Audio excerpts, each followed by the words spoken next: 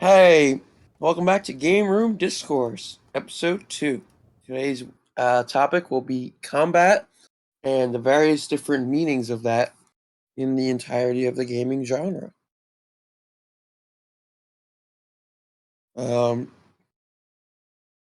We are currently without our third host just for a moment. He just has some things to finish up. He will be joining us shortly. Right now, it's just me and Joe. Yep. It's just us two. So, Joe and I were actually talking a little bit before the podcast started about Metroid. Because I'm playing through Metroid Fusion, and I love Metroid. I think it's a great franchise with a lot of niche things that became their own franchise in the Metroidvania style of gaming, which is really cool. But Metroid Fusion pissed me off, and um, the more I played it, the more I realized it might have been a bit of my fault. My DS was not. I was playing it on a DS Lite because I don't have a Game Boy. I know I'm a criminal, but I I was uh I was fighting a boss called Nightmare about just about um 3/4 of the way through the game, and uh my DS was old and it wasn't as responsive as it initially was, so my jumps weren't going the way that I wanted them to, and my rockets weren't coming out appropriately, which was frustrating. And it culminated in me flinging my DS Lite across my room and snapping it clean in half. Like one does. and, um, so, but I just got a new DS and beat the boss on my first try. So that's something about how the hardware can make combat a little more difficult than it needs to be. Yeah. Just the quality of the equipment that you're using to play the game. Pretty much, yeah. But Metroid has a lot of different kinds of combat. It's 2D side scroller adventure where you shoot aliens and you kill things with rockets and lasers and stuff like that. But it's Lasers.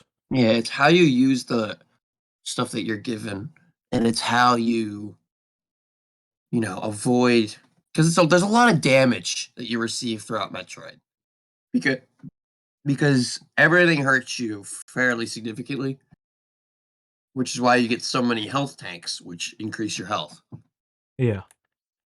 You gotta get more powerful as the game goes on. Pretty much. But I don't know. There's one thing called the space jump, which allows you to jump multiple times, and it later becomes the screw attack, which allows you to do damage while you jump multiple times. But I don't like that mechanic because the jumping is very oddly timed, I guess is the best way to put it. Not really responsive. And I can't stand it because it just makes me fail every time.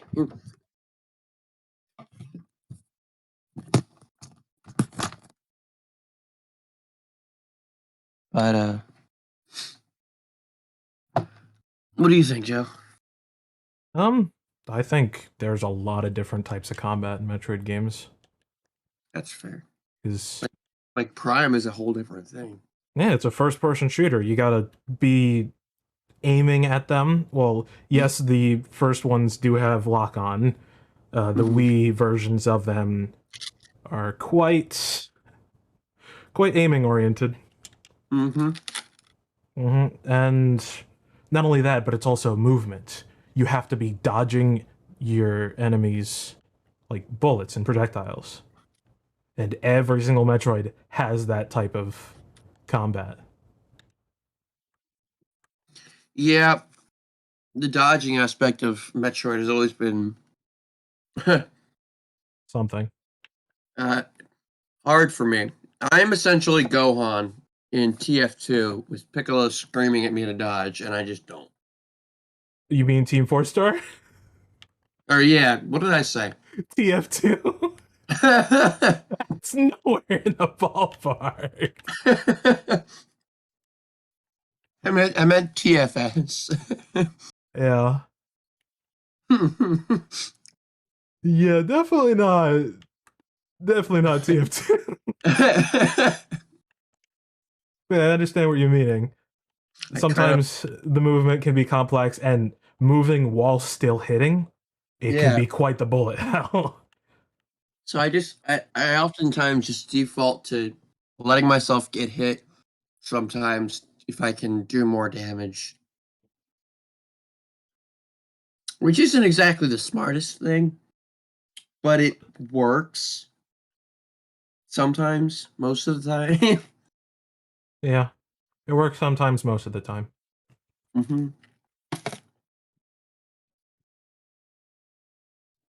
And yeah, it's all just about how you dance around bullets and then shoot your own. So actually, Metroid is kind of like a bullet hell game as a 2D It platformer. it really is. It really really is. Yeah. Now we're gonna save the first person shooter topic for when our boy James joins because he knows a lot about those. Yeah. Uh, I mean, I am playing one right now. yeah, but I don't know a lot about FPSs because I don't like them. I think they're dumb. It all depends on which one you're playing. Because I like Doom and I like Metroid Prime, but that's about it. I like Halo. No. Halo's pretty cool. Halo Uh, 1 was pretty cool. I'd say all the Halos, except for Halo 4 Mm, and Halo 5. mm, Because each one has their own thing to offer, whether it mm. comes to different balance of weapons, different enemies that you face, like just the flood itself. That's like a conglomeration of every single other enemy that you fight in the game. Mm. I just disagree. And that disagreement is fine. I just disagree that makes it much different. If all you're changing, it's like Pokemon. Pokemon, every game is the same, and like it's the same format every game. And if all you're changing is the monsters you fight, and not how the game is played, I mean, Halo Reach added equipment for you to be able to change your movement. Like you can run, you can jetpack, you can do an armor lock. There's a lot of things that you can do. Halo 3 had equipment, hmm. just a whole bunch. Well, you can see how little I know about Halo because I don't like it very much. So I didn't really play any of the other ones. I mean, that's fair, to each their own. Not everyone's Um, going to be incredibly crazy over Halo, but not yeah, everyone's going to exactly. be apathetic towards it. Yeah, exactly. Um, but there's also um Zelda, Yep. which is I'm pretty sure it's yours as well. Is the two of our favorite franchise. Um, it is for you, right? Yeah, for the most part. Yeah. And Zelda has a lot of different kinds of combat, from the 2D Zelda games to 3D ones. They're all successful in their own right. Some are more overrated due to people's expectations than others, like Ocarina of Time. We were talking about this the other day. It's not so much combat related, but I want to touch on it. A Yeah. lot of games are hindered by not so much the game itself, but by the expectations placed on them. Yeah. And games like Super Metroid and Ocarina of Time are prime examples of that. Ocarina of Time is a phenomenal game. Super Metroid, phenomenal game. But because of the expectations people still have of these games 30 years later, they are a lot less good in the eyes of the regular person because they don't hold up. Games, hey, newsflash, people, games age. It happens. Yeah. It's not a hidden factor amongst the realms of life. It is real. It happens. It doesn't make a game less good. It just means that some people just need to realize that a game doesn't look as good from the 1980s as it does 2021. It's it's just how it works. So let a game be what it is from its time, and you'll have a lot more fun with it. Yeah. Basically, stop. Or I wouldn't say stop, like saying, "Oh, it's the best thing ever." It's just realize that not everybody has the same likes and dislikes as you, and that Yeah. uh, things that you find as important for a game are not going to be what other people find important. Mm-hmm. It's Like just, Ocarina of Time has terrible graphics in 2021. yeah, but it was great graphics for the time. Oh, it's amazing. But I never really gave a shit about graphics in games. I Yeah, always cared about the adventure. And Ocarina of Time has a phenomenal adventure. yeah, But I digress. We're a little bit off topic. And that's my fault. But I wanted to touch on that because it was important. it is. Um, but back to the combat of Zelda. Let's take. I mean, we can talk about Breath of the Wild till the cows come home because that combat's different from any other Zelda game.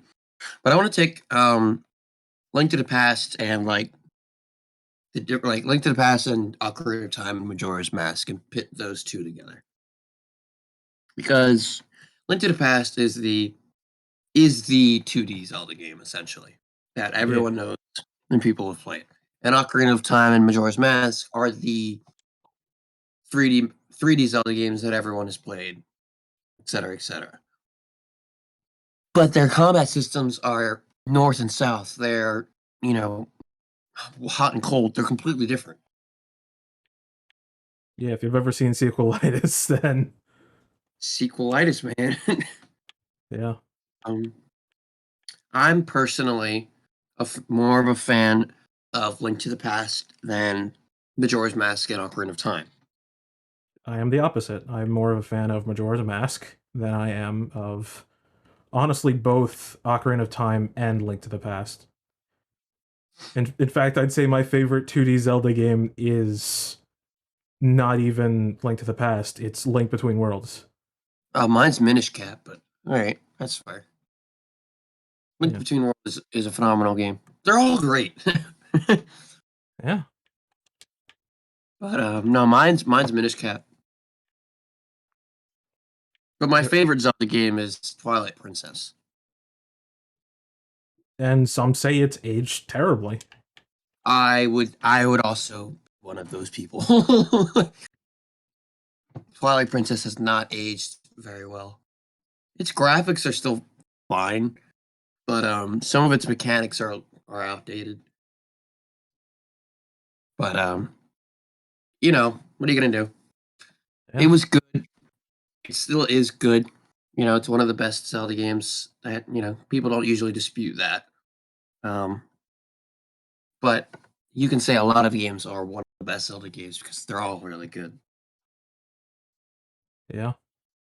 Um, but Link to the Past, because I recently just played it over, I can talk more about it. Is so you go. If anybody hasn't played Link to the Past, first off, get off your fucking ass and play it. But if anybody hasn't played it, you start off with as Link, and you go around as a little sprite Link, and it's kind of like action art. It's kind of like an action adventure. You go around, you slay Octoroks and mob bokoblins and all I'm kinds of so stuff. hungry, I could eat an Octorok. I can't wait to kill some Dodongos. Bomb some Dodongos.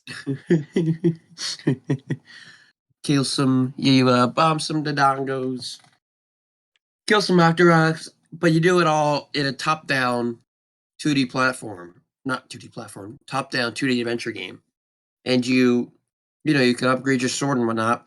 But you just kind of swipe along. You hit one button and you swipe. There's no, there's no Z targeting. There's no aiming really. There's no depth to the like height and whatnot.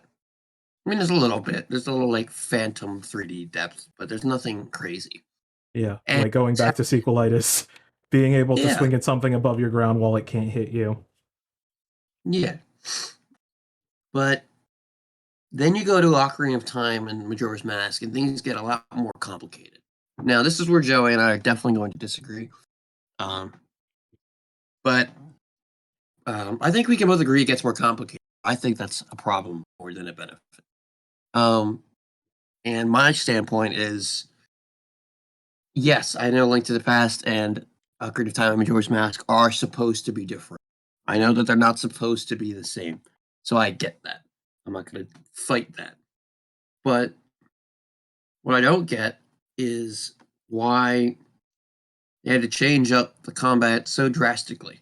Why do you have to now, like, taking what's in sequelitis, for example, why do you have to swing your sword and aim like 40 feet above you to shoot something when in Link to the Past you could just shoot it?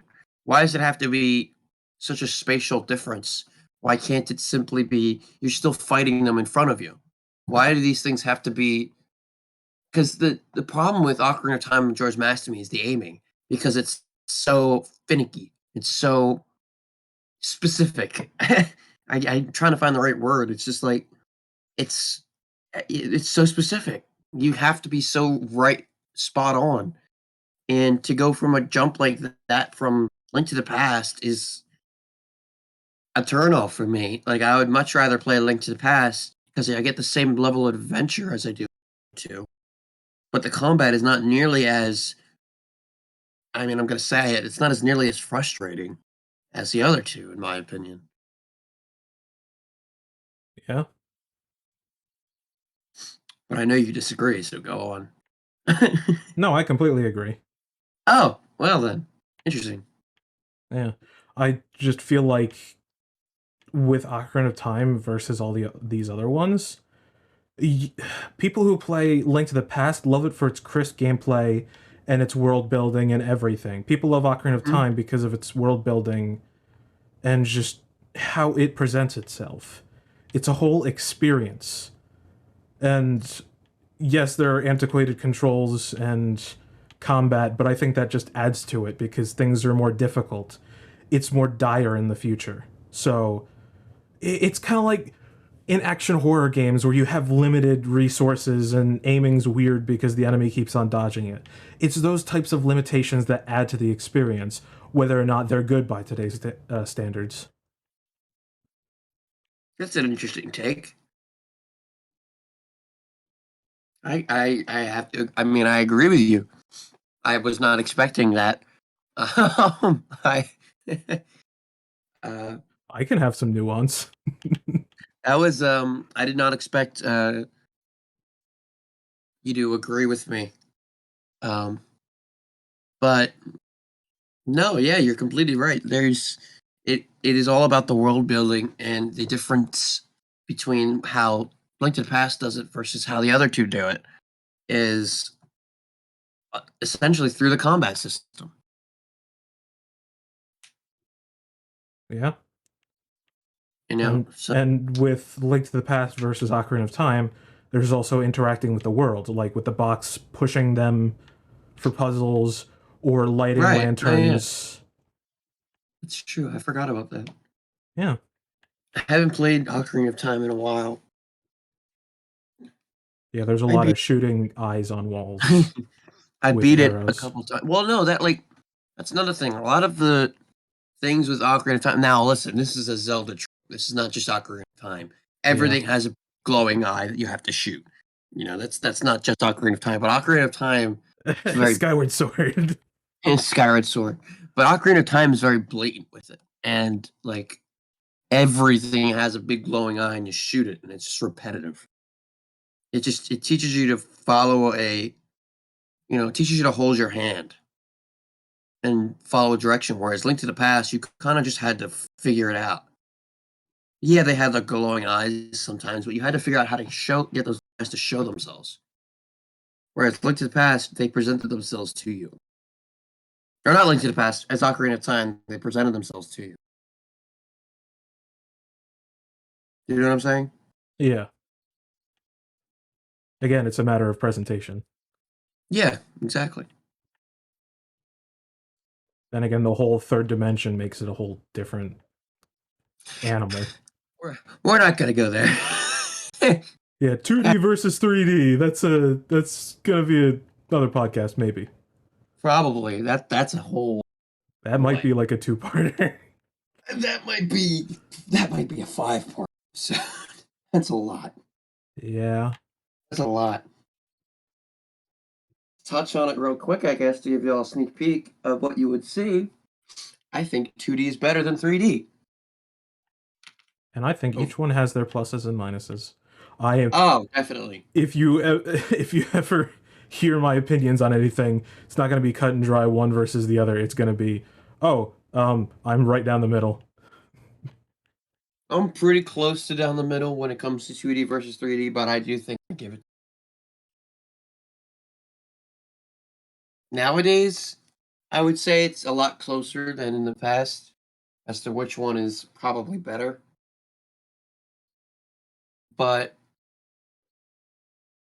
I don't know. I think 2D games are just easier to make and provide, and people have such a mastery over that craft that they can provide experiences that 3D games can't. Yeah.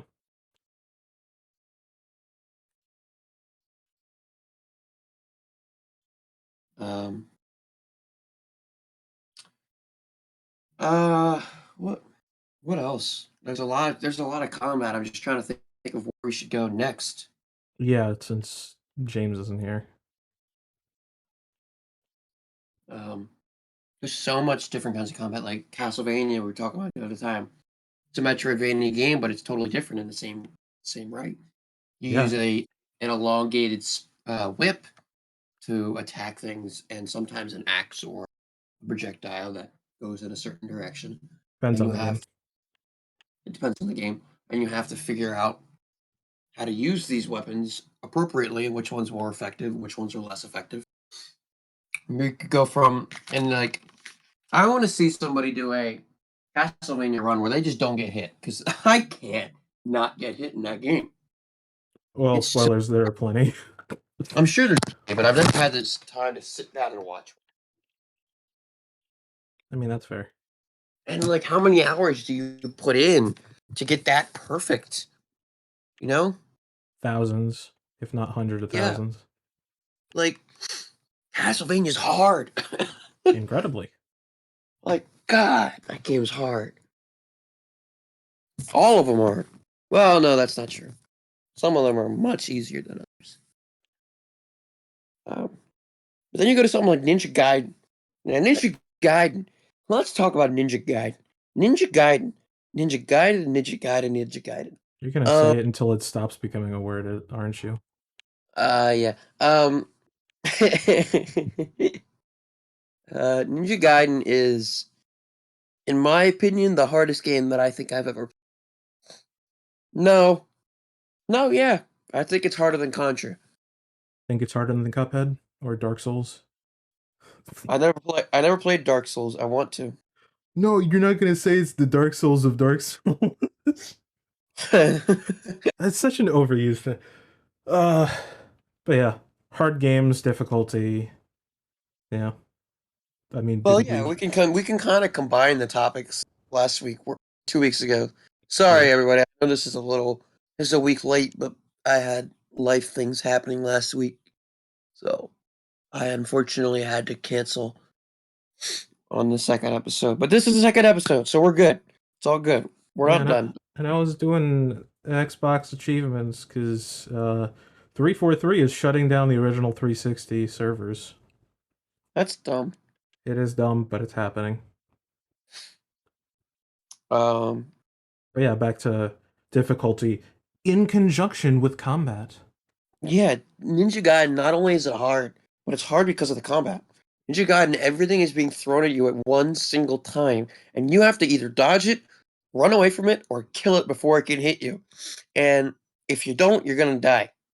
And it's such a fast, I don't know if my snaps are coming up on the mic, but it is such a fast-paced game. And everything respawns. I'm talking about the 2D Ninja Gaiden, not the remakes. The remakes are hard in and of themselves, but for different reasons. Yeah. Like Sigma, Ninja Gaiden Black, great games. I love them all. But I'm talking about the 2D ones. Every time you go off screen, the monsters behind you respawn. People behind you respawn. People in Yep. front of you respawn. You gotta, Ninja Gaiden's hard. um, I think it is harder than Cuphead. I beat Cuphead without too much difficulty. Damn, I haven't even beaten Cuphead. Oh, I mean, I've kind of just been focusing on other games. yeah, it's hard, but it's like I found myself struggling to survive more than I found myself dying. Like, I would get close to death, and then I would succeed, but I would never really die much. Yeah, that's fair.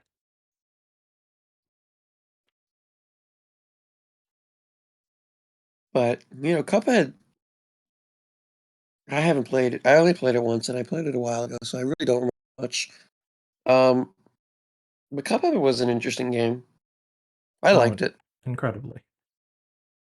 I love that style, though, that, 1920s cartoon style. Yeah, it's pretty cool. Um, I really love that. Um, let's go to Pokemon for a minute. We'll touch back on it because I know James wants Pokemon. Um, and Pokemon's an interesting topic to talk about. Yep. Um, Pokemon's combat is turn-based RPG.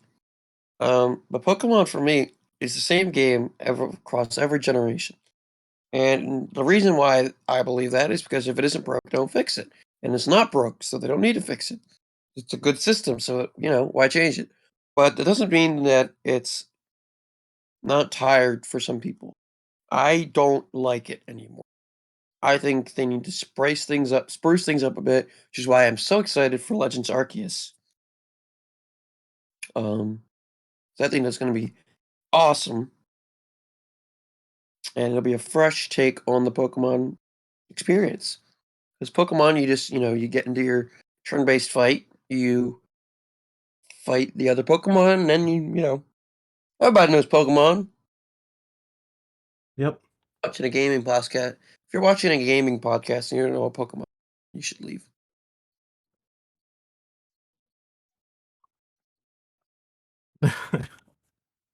Wouldn't say that. We still need our viewers.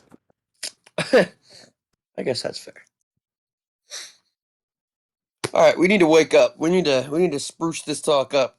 I'm getting tired. What? It's only 10:30 at night and you're already tired. You're no gamer. You're no gamer. I was up till 7 a.m. last night playing games. I'm a gamer. I was up until 5 in the morning, so Yeah. Um, I'm a ping James. ping. Take the Mr. Ping challenge. Ping the server owner 10 times in a row and don't get banned. Ugh. You know what? Why don't we go back to the Metroid games? Go for it. I just need you to help me out here. Oh yeah, definitely. I'm gonna I'm running talk out of thing. I'm running out of things to talk about, man. I'm gonna talk about something controversial. Oh, let's do it. It's not the thing that you're thinking of. It's or not Super Metroid. It's Metroid Samus Returns for the 3DS. Oh. You didn't expect that, did you? Oh boy. Here we go. All right, Yeah. go on. Uh, at the time that it came out, standing on its own as a Metroid game in a bubble with all of the Metroid things that have been happening, it was fine. But now with Metroid Dread come out, and not only that, but AM2R at the time, the combat just doesn't hold up. So here's my take on that. I disagree. You, you Which disagree? I think is what you're hoping for. Because then we can get a real topic going on. I disagree strongly. I think at the time we were waiting for Metroid Prime 4. We were hoping for a new Metroid 2D game, and we got instead a remake of the worst Metroid game. Hands down, Metroid 2 is a terrible game. I will stand by that. There's no map. The black and white hurts its aesthetic, and it's very slow paced, and it's very hard. And those four things combined do not make for a fun experience. Um, and they decided to remake it. That's a fine decision to make. But they decided to remake it in a time where Metroid fans were desperate for what they were promised afterwards. And that to me sounded like a punch in the teeth, a kick in the mouth. And I was not happy. The combat was all right. I think it's very similar to Dread. I'd say Dread made it a lot better in going It back. did, There's just too many definitely. downsides to Samus Returns. I don't think you're wrong. I just personally think that the main difficulty or the main issue with Dread was or not Dread with Sam excuse me with Samus Returns was the fact that it wasn't what we wanted. We wanted as Metroid fans, we wanted a game to come out, and what we got was a remake of the one game that nobody liked. Yeah, And I'm kind of sitting here, you have Other M, which was shit. You yeah, had Federation Force, which was a tease. And now you're giving us a remake, a game that no one liked, versus the games that you promised us time for, and you hadn't promised us a new TD game, but that's what everybody wanted. And it's just annoying that that's what they decided to go with. yeah.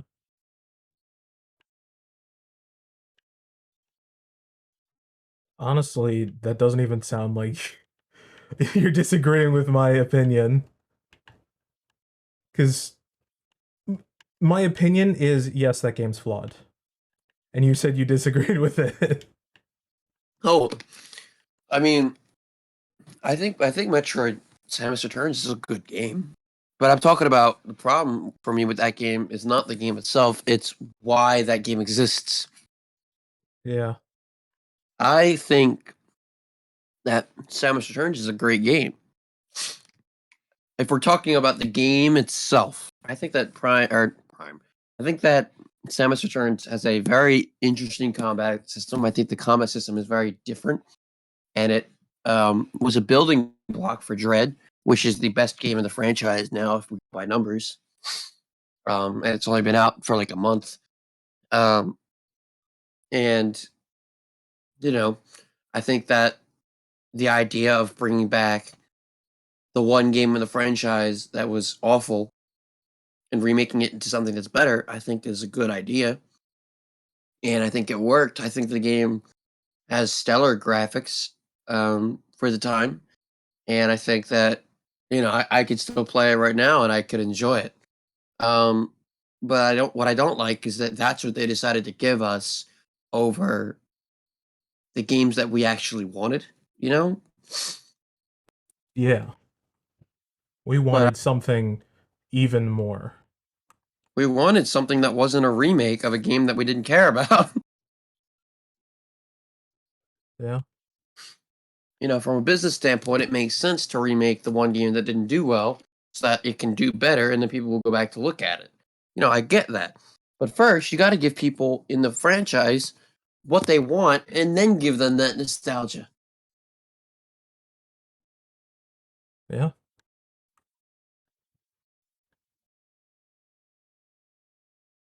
Thing is, let me go into the conversation that I was originally planning.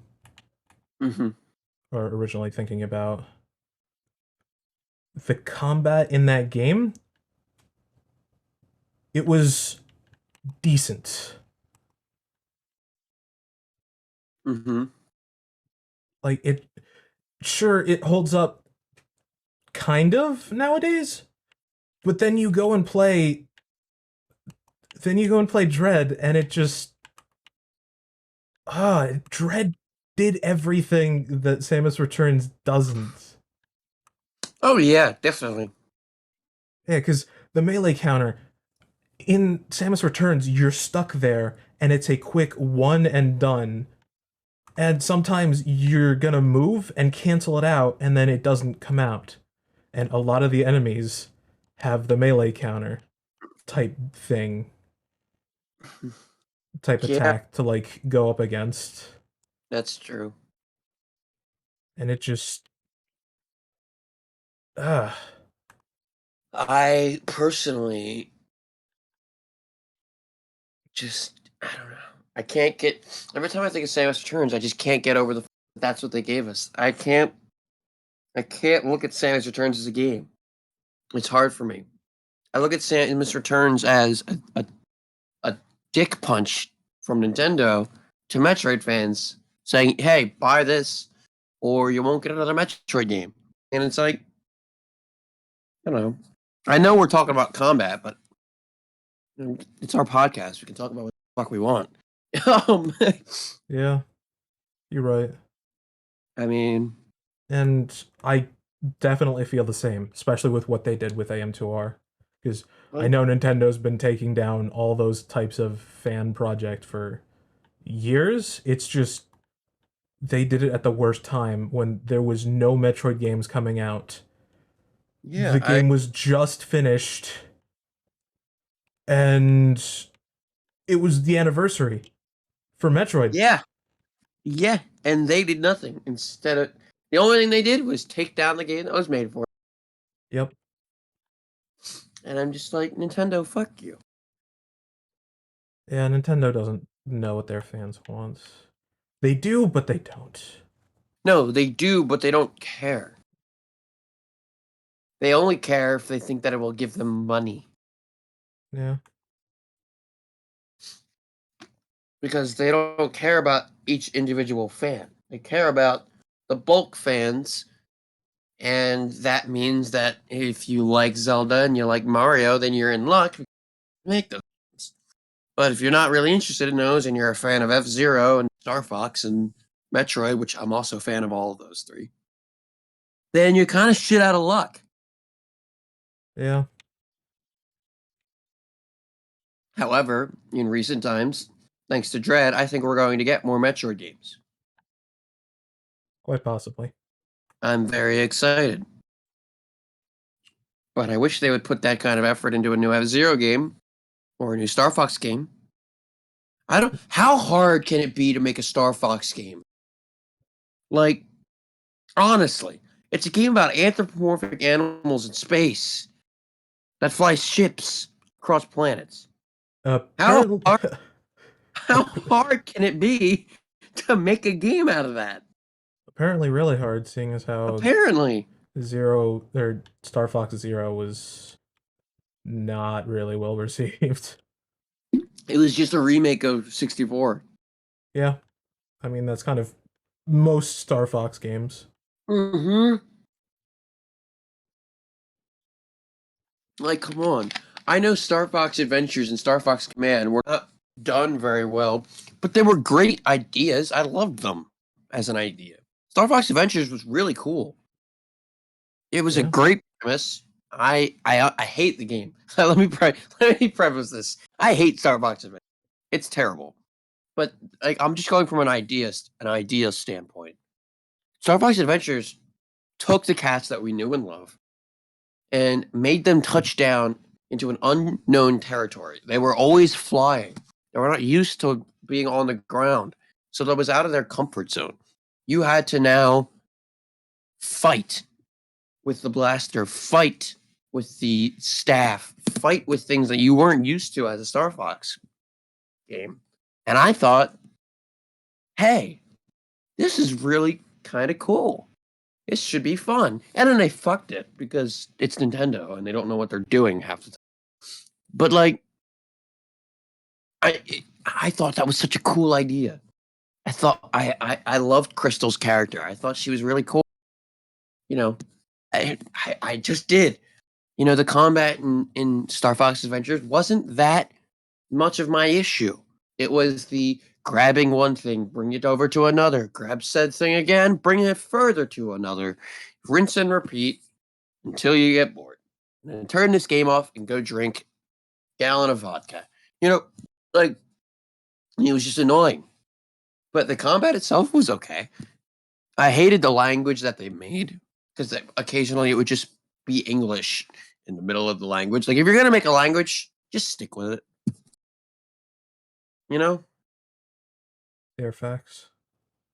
Have you played Star Fox Adventures? I should ask that question. No, but I've seen the JonTron review.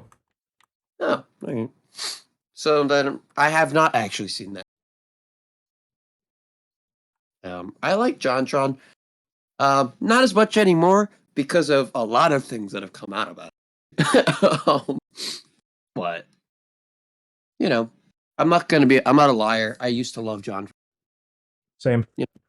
For me, But it's probably a different problem. He kind of stopped doing gaming content. yeah, he doesn't do gaming anymore, which, you know, that's fine. People are allowed to evolve.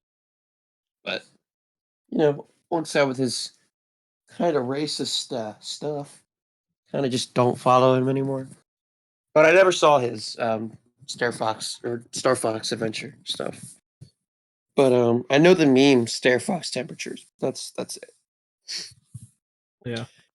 But Star Fox Adventures combat is kind of it's kind of neat. You know, you walk around with a staff instead of a blaster. It's different. But I am always been on the side of different is good. I like different. That's why it's one of my biggest problems with Pokemon is that they're all the same. They're all the goddamn same. Like, that's why Pokemon's not even my favorite Pokemon series. Mystery Dungeon is my favorite Pokemon series. Like, I love Pokemon, but I want them to do more with it. You know, like, I want them to do more with the games. That's why I loved Ranger. That's why I love Pokemon Snap. Why I love Pokemon Mystery Dungeon. Because they're different. I love Pokemon, but that same basic combat style in Pokemon, the same basic go to this gym, beat this gym up, get that type advantage, beat this gym up. Go to the Elite Four, lose the first couple times, then you know each gym, then you know each Elite Four's type, get types. It's just like, it's all the same. And it gets boring. But then you go to, like, Mystery Dungeon, and it's a dungeon crawler. You get to use these Pokemon that you know and love so much and fight as them against other Pokemon and in a different whole world of just exploration, friendship, meeting things. It's just cool. It's different. And I like different. Different is better. Yeah, but it's a whole different genre. Yeah. The combat is completely different. Instead of being turn-based, kind of, Yeah. Well, it's it is still sort of turn based. yeah, it's turn-based, but it's also not because moving is also a turn, and in Pokemon the only thing that you can do for movement is like fly up in the air, then they can't hit you, dig under the ground, then they can't hit you, or flee, which is just leaving from the battle. Yeah. Where as Mystery Dungeon, it's very different. It's quite different. There's I don't remember if there's type effectiveness in that game, but there's just so much that you can do to think of. There's positioning, there's how each attack hits, there's the teammates that can actually attack at the same time. It's kind of like a double battle, except like triple battle, and you can do like 2-on-1 or 1-on-3. There's a Yeah. lot of variety. That you're talking about the mainline Pokemon games where they battle system, right? I'm comparing and contrasting them. Okay. Um, do you Um, folks, this is gonna sound strange because I'm gonna talk like as if you all know what we're doing right now. But just bear with me. Joey, our good friend Luke just wants to join. Um, obviously, we're coming up on the break point in about 15 minutes. So if you want to give him permission so he knows where to join, that would be great. And Okay. send the message in VC no mic that you're going to do it, and I'll continue talking. So where we were talking about Pokemon. Cut this out, by the way. No, All I'll right. just keep it in. Oh, all right. Well, okay. It's all gonna be natural. All natural, baby. Natural. Um, but yeah, no, that's an interesting standpoint. Pokemon, the later games did add like triple battles, double battles, which was cool. I thought that was interesting. Um, and um, it was, it's just a different style. And my whole point with Pokemon is the style of the regular RPG games are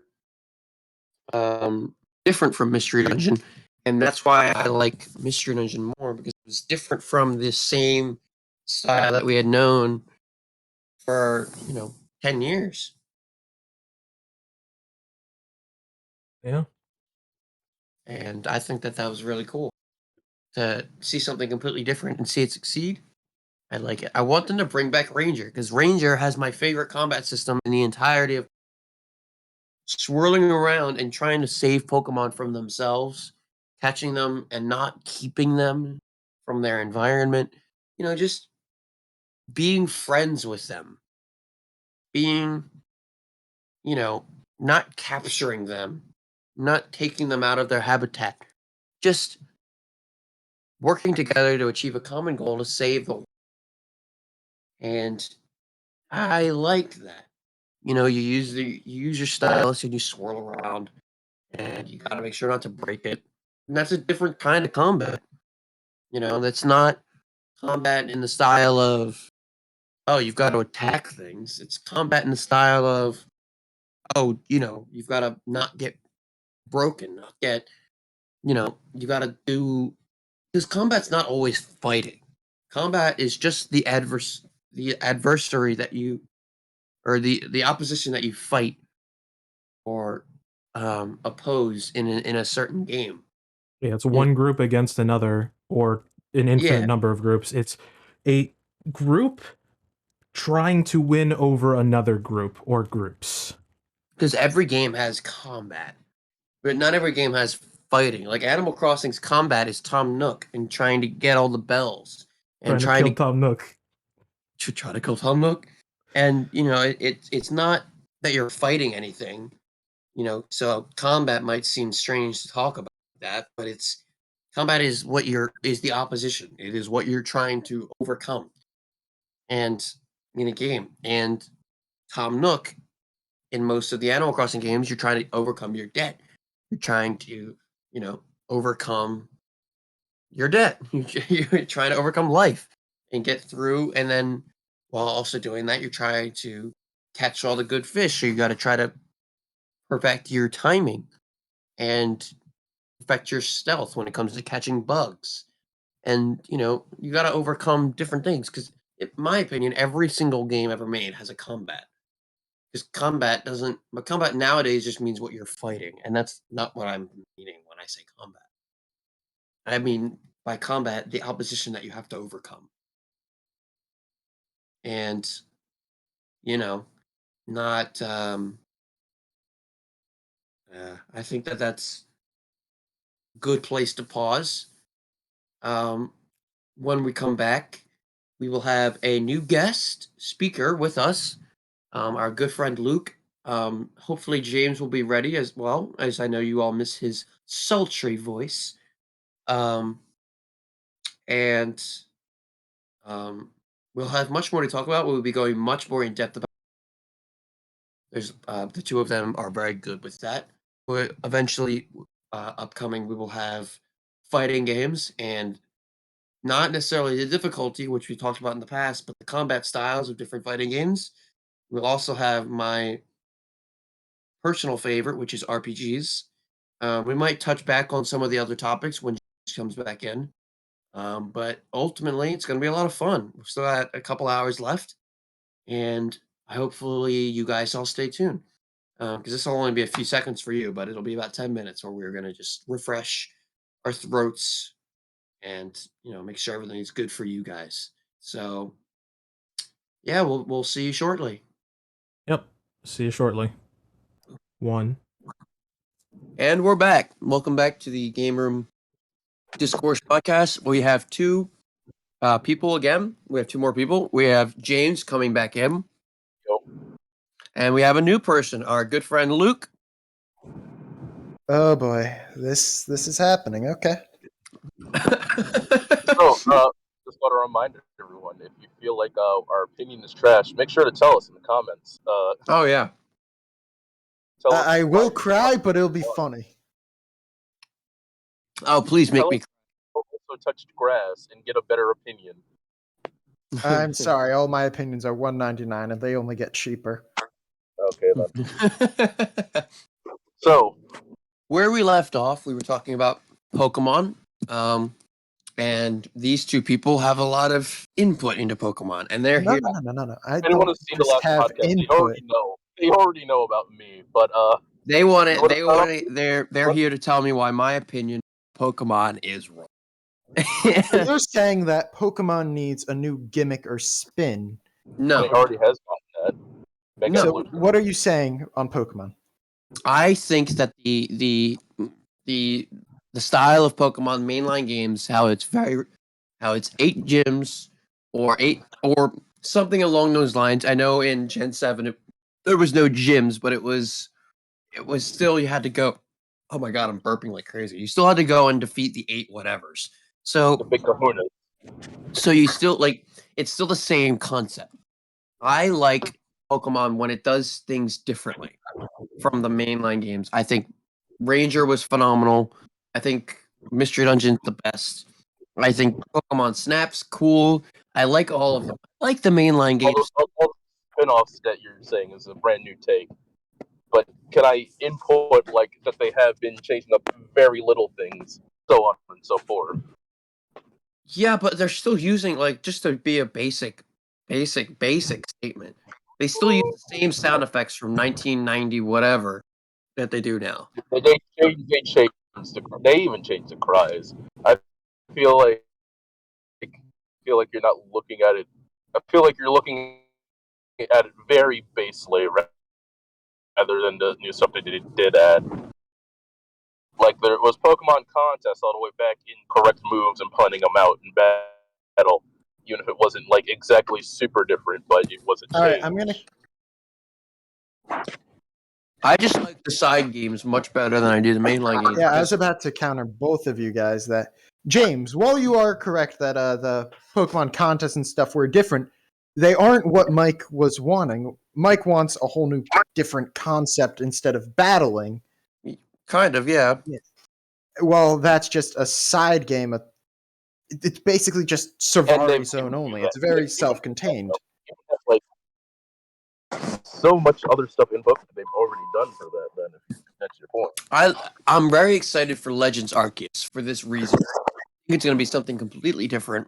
Yes, I feel like you should like Sword and Shield, though, because they did. I love Sword and... Wait, whoa! I love Sword and Shield!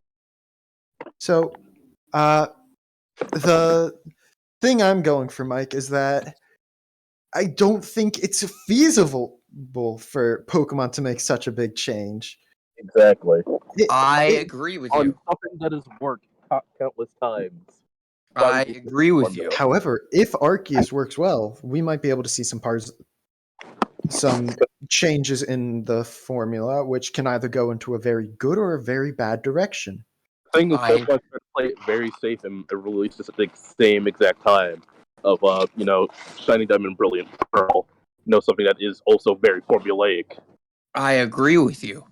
I did agree with you. Yeah, well, this is discourse, so fight back, baby man. I am. Shut the fuck up. I am.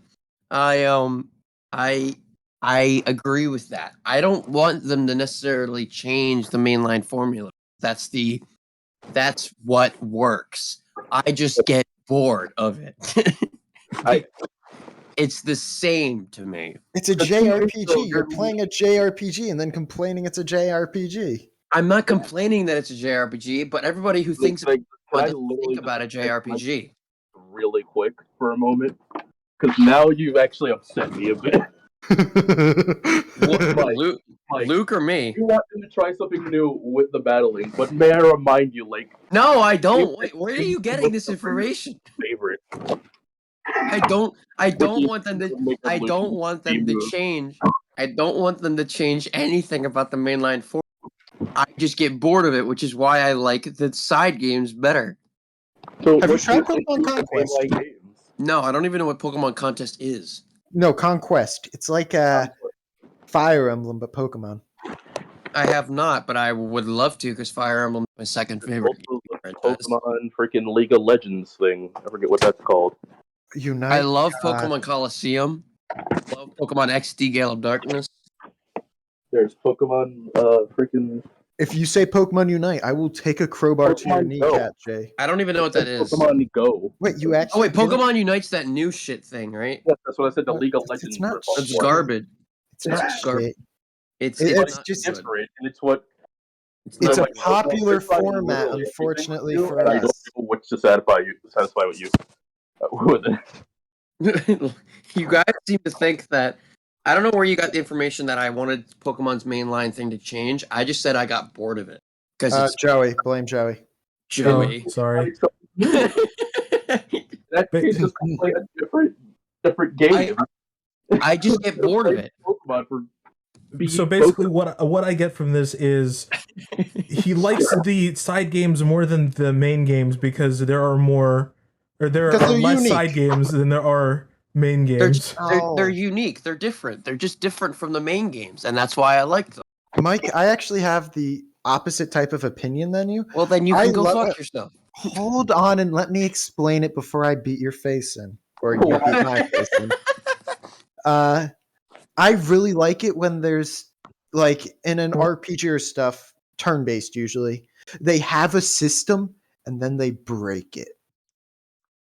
Yes. Like, a Pokemon example that I really like is in the Sword and Shield Armor Isle of Armor update. Right. Where for the battle with the seasonal rival, so to speak, at the end, they booby-trap the battlefield beforehand. If they did that shit in the games, I would adore it, because it adds another level of, okay, let's see how know you well the system to work around this. And I agree, but they don't do that. And why is that? I don't know why. That's something brand children. new. I know. If there was an adult version of a Pokemon game, I feel like they'd have a lot more of that. If there was an adult version of Pokemon, we'd have a strip club, and I don't know if I want that. Okay. He doesn't mean that kind of adult. He means more. I know, it was a joke. You bitch.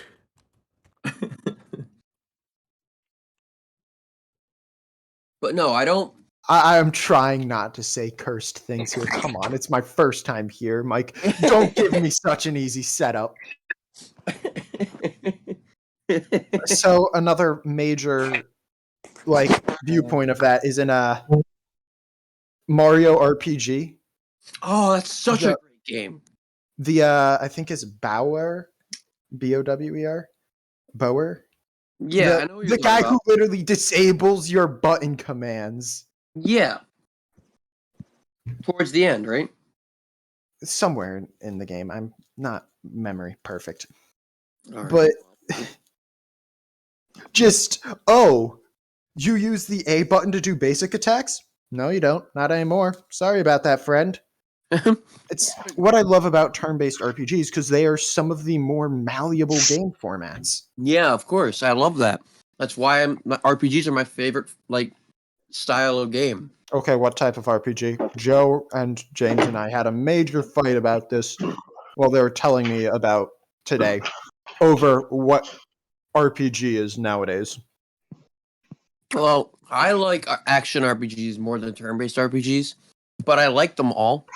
I just personally like the flow of battle that an action RPG brings, where it's not taking you out of the game like a turn-based RPG does, where it takes you out of the experience and into a battle system. Whereas an action RPG, it's all one flow of motion, and I personally like that more.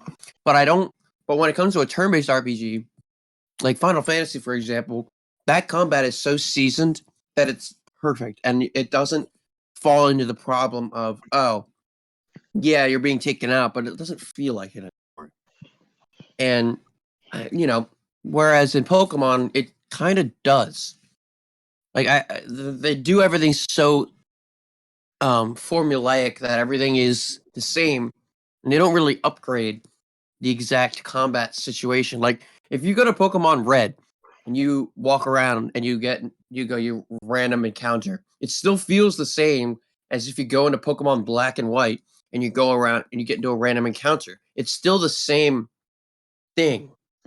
It still feels like you're being taken out of the adventure and going into a. Whereas, something like Final Fantasy, they changed how you physically walk. They've changed how you maneuver in the game. So it doesn't feel always like you're in a random encounter so much as, I'm sorry, James. Yeah. At you? What was that? No, it was just a noise of disapproval. All right. But so wait, Mike. I'm gonna make this even worse. Hey James, speaking about turn-based RPGs and action RPGs, let's talk about the Final Fantasy VII remake and don't how the get different me styles. started. God damn it! No, I like both. I don't like the story. There's a difference. So which one do you prefer then, the turn-based mode or the action mode? The original Final Fantasy one isn't really turn-based. The remake. The remake or It's the wrong. original one. The remake is wrong. It's the original is better. It's not a hard concept. I like the combat for. Excuse me. I like the combat for it. I like the combat of Final Fantasy VII remake, but I don't like how the story goes. Mostly because I'm scared of what could happen. I agree. That's a valid statement. And as somebody who prefers action, sorry. But I like to say that the original Final Fantasy VII one did try to simulate real-time combat. There was just a readiness bar into who can do something. Like if someone had haste, they could go twice before anyone else. It was like a mix of D&D's initiative and battle. Exactly. It's how fast you react. I think that because as somebody who likes action RPGs than turn-based RPGs, I still would rather play Final Fantasy than Final Fantasy VII Remake. Okay, let's get out of like what is traditionally considered an RPG, but also listen, anything can be considered an RPG. Listen, I know. I'm just saying. I'm Pac-Man. going off like what I'm saying. No, shut up. I mean, you do roleplay as Pac-Man. I'm saying like Yakuza, Waka. like the Yakuza series. Like besides Lost Judgment. Here we go with Yakuza. Lost Judgment, or Like a Dragon. I mean, Like a Dragon. Yo, are we talking about Like the Dragon, the new Yakuza game starring Ichiban? I'm saying that one is a turn-based RPG, but the rest of the Yakuza series is more of a like beat 'em up RPG. So like Devil May Cry and Bayonetta. Yes, I would say so. But civilian. Sure. Considering that, I love Bayonetta. Bayonetta's combat is so much fun. Can we bring this back to combat just a little bit? It is about combat. I'm all for breaking the topic a little bit, but I think for the past 5 or 10 minutes we've been nothing about combat. I'm talking about the combat the entire time. How? I literally was talking about how combat changed from Final Fantasy VII to Remastered. You were talking about the story. I said it 1 second, and I was like, okay, it tried to simulate real-time combat. Here, you want me to spend time on like how it simulates it? No. Because there are characters that are slower and faster than each other. And some that benefit from being forward or backward in the real-time combat of Final Fantasy VII. in Final Fantasy Remastered, you have to switch between every character, and then otherwise you're idle when you're not using that specific character. Or you could just go to turn-based mode. You can go to turn-based mode, which is different from like the default. I just wanted to start a fire. Well, you did. Clearly, because I literally only talked about the story for a few seconds and went right back to combat. All right, let's back to your yacht. Is this just going to be called James Goes into Initiative? It's called Gameroom Discourse for a reason. We're having this discourse right now. We're But not here Bayonetta's to- combat. Oh, Wait, hold on, Luke. I would like to preface this since you're new. Did you watch the first episode? no. Um, Awesome. Listen, Perfect. I did not know you guys were actually doing I this. would like you to watch it and just watch the first 5 minutes. I make a brief statement about what these podcasts are. We're not here just to insult each other. We are here to have debates. Oh, of course. We can playfully insult each other every once in a while. But this is if people want to, we're not the kind of podcast that if people want to just hear people scream at each other and insult people, that's not what we're gonna do. We do want to have healthy, legitimate debates about games. And I was moving on to the next Fuck topic. you. No, I'm just kidding. Go on. Oh, okay. So we're doing Bayonetta's The thing combat. is, Mike, you step on us a lot when we're trying to talk, and that's why it's instigated. Right now, No, I know. But I'm just messing with you guys. We're good. let's delete the current conversation. How about we move on to something that No, Luke's more been trying to easily talk about associated. Bayonetta. We're going to Bayonetta. Go to Bayonetta then. That's exactly what I wanted to do. All right, Bayonetta. Okay.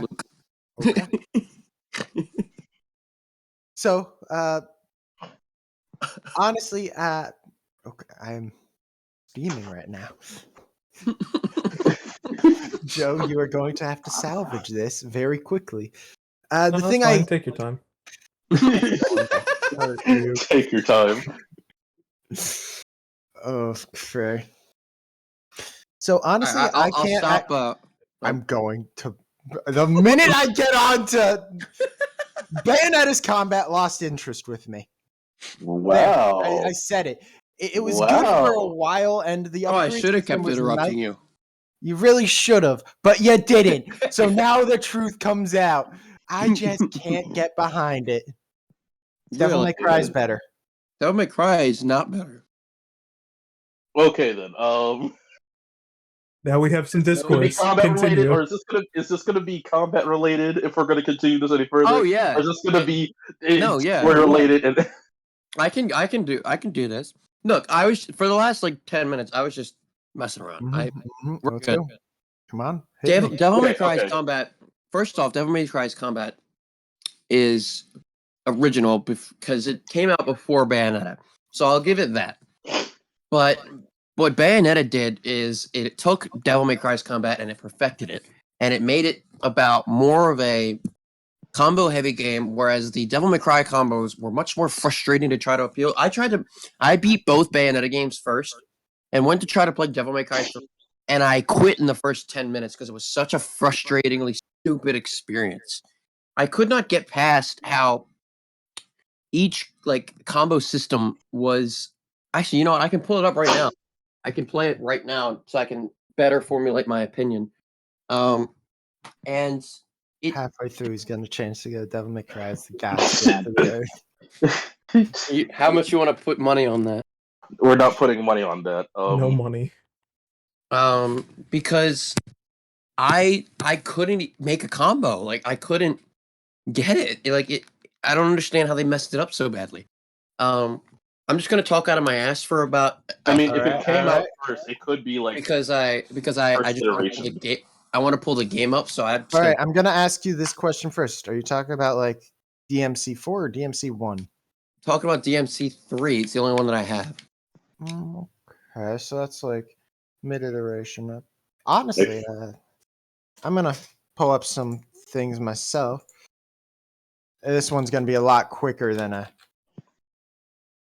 his. Yeah, no, it's... God, I just blew out my eardrums. But the main difference between Bayonetta's and Devil May Cry's combos is I'm pretty sure Devil May Cry's combos are a lot less intuitive, but once you get them, you can build into them like a fighting game. No, I'm just saying that to piss you off. I don't know, actually. So I'm just waiting to. I was moving over to actually gonna toss it over to James actually about building fightings in fighting games. Like, well, combat and fighting game would. Well, no, I want to talk about Devil May Cry and Bayonetta. hold on. This is about Devil May Cry. I haven't right. played Devil May Cry, but I would say like if it is much like a fighting game, then you would have to probably put more time in to actually get the combos you want to do, Mike.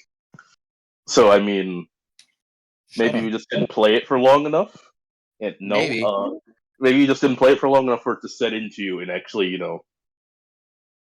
because get a hang of it. A big thing from what I've seen and what I've done, it's not a lot that I've done, but I've seen it, I've tried it a bit, and honestly, the big problem with me is Bayonetta almost felt a bit too intuitive. If it sounds dumb, but it felt easy. It's too shallow? No, Hey, like that I is not felt easy. guided into the next thing sometimes. Oh, it felt too handholdy? More like the What are you trying to say, Luke? If you hit Y, you hit X next. Okay. Yes. So and you can't really make custom combos. You're basically you're told what to do because that's how you do it. You have a lot less options than with. It's maybe not... that's a good thing though. Maybe, but not to me. Honestly, you spent a lot of time talking about your opinions. My opinion on the combo situation is I'm somebody who, like you, likes to see things unique. I want to keep trying out new things. If it's the same combo over and over, same combos over and over, it just loses me too fast. Okay. You mind if I take over? Jump it. So, I feel like we've been talking a lot about just single player combat, and maybe we can get to like player versus player combat. Back to Pokemon then. No, not Pokemon. Not Pokemon, not this time. Ooh. Next time. Mostly I want to talk about like PvP in the sense of like one player versus one player, or a group of people versus a group of people. And I can understand how it can get stale in the single player like after a while, but I feel like multiplayer helps in the sense of like you're gonna always be fighting someone new. Multiplayer changes more frequently, and also you're gonna be facing against a person who will think up new stuff out of the fly, and so will you. And they will think of one strategy specifically to wreck you across the pavement. And if that doesn't work, they will readjust and, make it harder.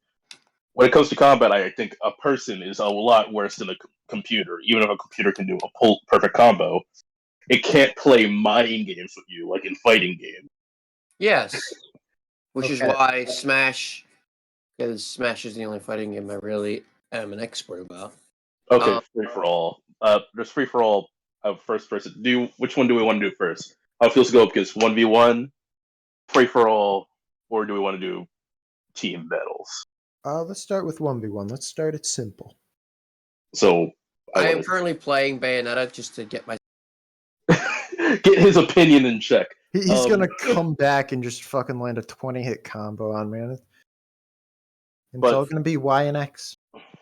But it is in fact not X or Y. Okay, but when it comes to like player versus player, I most of the time I think fighting game, because granted there's standard combos that the game gives you, like that's intuitive, like that it literally gives you combo challenges to try these out.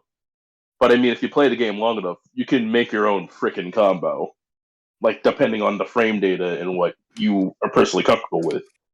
I'm pretty sure you guys have seen me like sit for hours in front of a screen, like trying out new shit until it worked. When it came to Injustice, Street Fighter, Mortal Kombat, Naruto, yes, Naruto. God, I missed most of that, and that is a damn shame. Yeah, it is. You're a terrible person. I honestly should just go. What do Nothing else. what, do you want me to just put it like? What do you want me to stream my game or something and be like, "Here, this is what I'm talking about"? No, I've seen you do it with Street Fighter. Understandable, but what I'm saying is like you got to practice some stuff. Like you have to be for PvP. I feel like you have to be more practice so that way you can face other people. You have to try out more options. The Valid. combat for that is always changing too, since most of the time multiplayer games are getting updated. Stuff gets added, some stuff gets removed. The meta changes. Exactly. So you always constantly have to change, figure out new combos, and do something else. So combat is constantly changing, so it feels slightly more lively, I should say. Rather than a single player game that has the one standard thing, and that's going to be the combat throughout the playthrough of the game, and when you come back, it's not going to change. Yeah, I could definitely see that. Even with like increasing difficulty levels, all that means is you just have to pull the combos off tighter, or pull Exactly. combat off tighter. With humans, is you have to learn different types of combat in order to deal with like a zoner instead of a grappler and whatnot. I would even have to say that. I would say, like, me and Joey have faced off all the time in different games, to the point that we started to learn each other's playstyles, so we had to change our playstyles. Yeah. Or we got used to each other. In which case, it became a game of fuck. You know who I am. God damn, I can't do anything. I'm going to do what you know everything I'm going to do. Strange, isn't it? Like, we had two completely different characters, and it was just like, Joey changed to a different character after that. I stick with my same one and changed up the fighting style for him and learn new stuff. And it basically comes back to, like, it's always changing. Combat is always changing, like, especially if you have someone that you play with a lot. Because Yeah. then you know exactly, you either know what they're exactly going to do or they're going to surprise you. Surprise, surprise. The same thing can be same for. I was gonna say the same thing can be said for Smash. Yeah. I mean, well, you, Mike, and Leak, where it's just like, okay, you know what I'm gonna do with Duck Hunt, but can you prevent it? No. Most of the time it's What if I did something new? Joey changes it up all the time by just going random and still winning. Well, Joey changes it up all the time by just knowing everything. Exactly. Joey knows that I'm going to panic. Joey, speak. I can speak. I have lungs. Speak. Talk. No, you need vocal cords and lungs. I know. I'm like Shut up, kind of man. like taking the like. I jumped in and be like, okay, let me drive, but you're free to jump in. Yeah, I mean, most of what I have to talk about is, I am not really good at changing my playstyle because I kind of just know what works and what doesn't. And yeah, that changes, but I don't really change it at all, like, physically. I just pick a different character. Or I pick the same character and try, like, kind of different moves. But I kind of have I'm not too different with my stuff. Me and you have different approaches to it. Like, I stick with one character and constantly train with them, even when I'm not in game. I think you guys have seen me, like, one time when I'm just practicing random reuse stuff.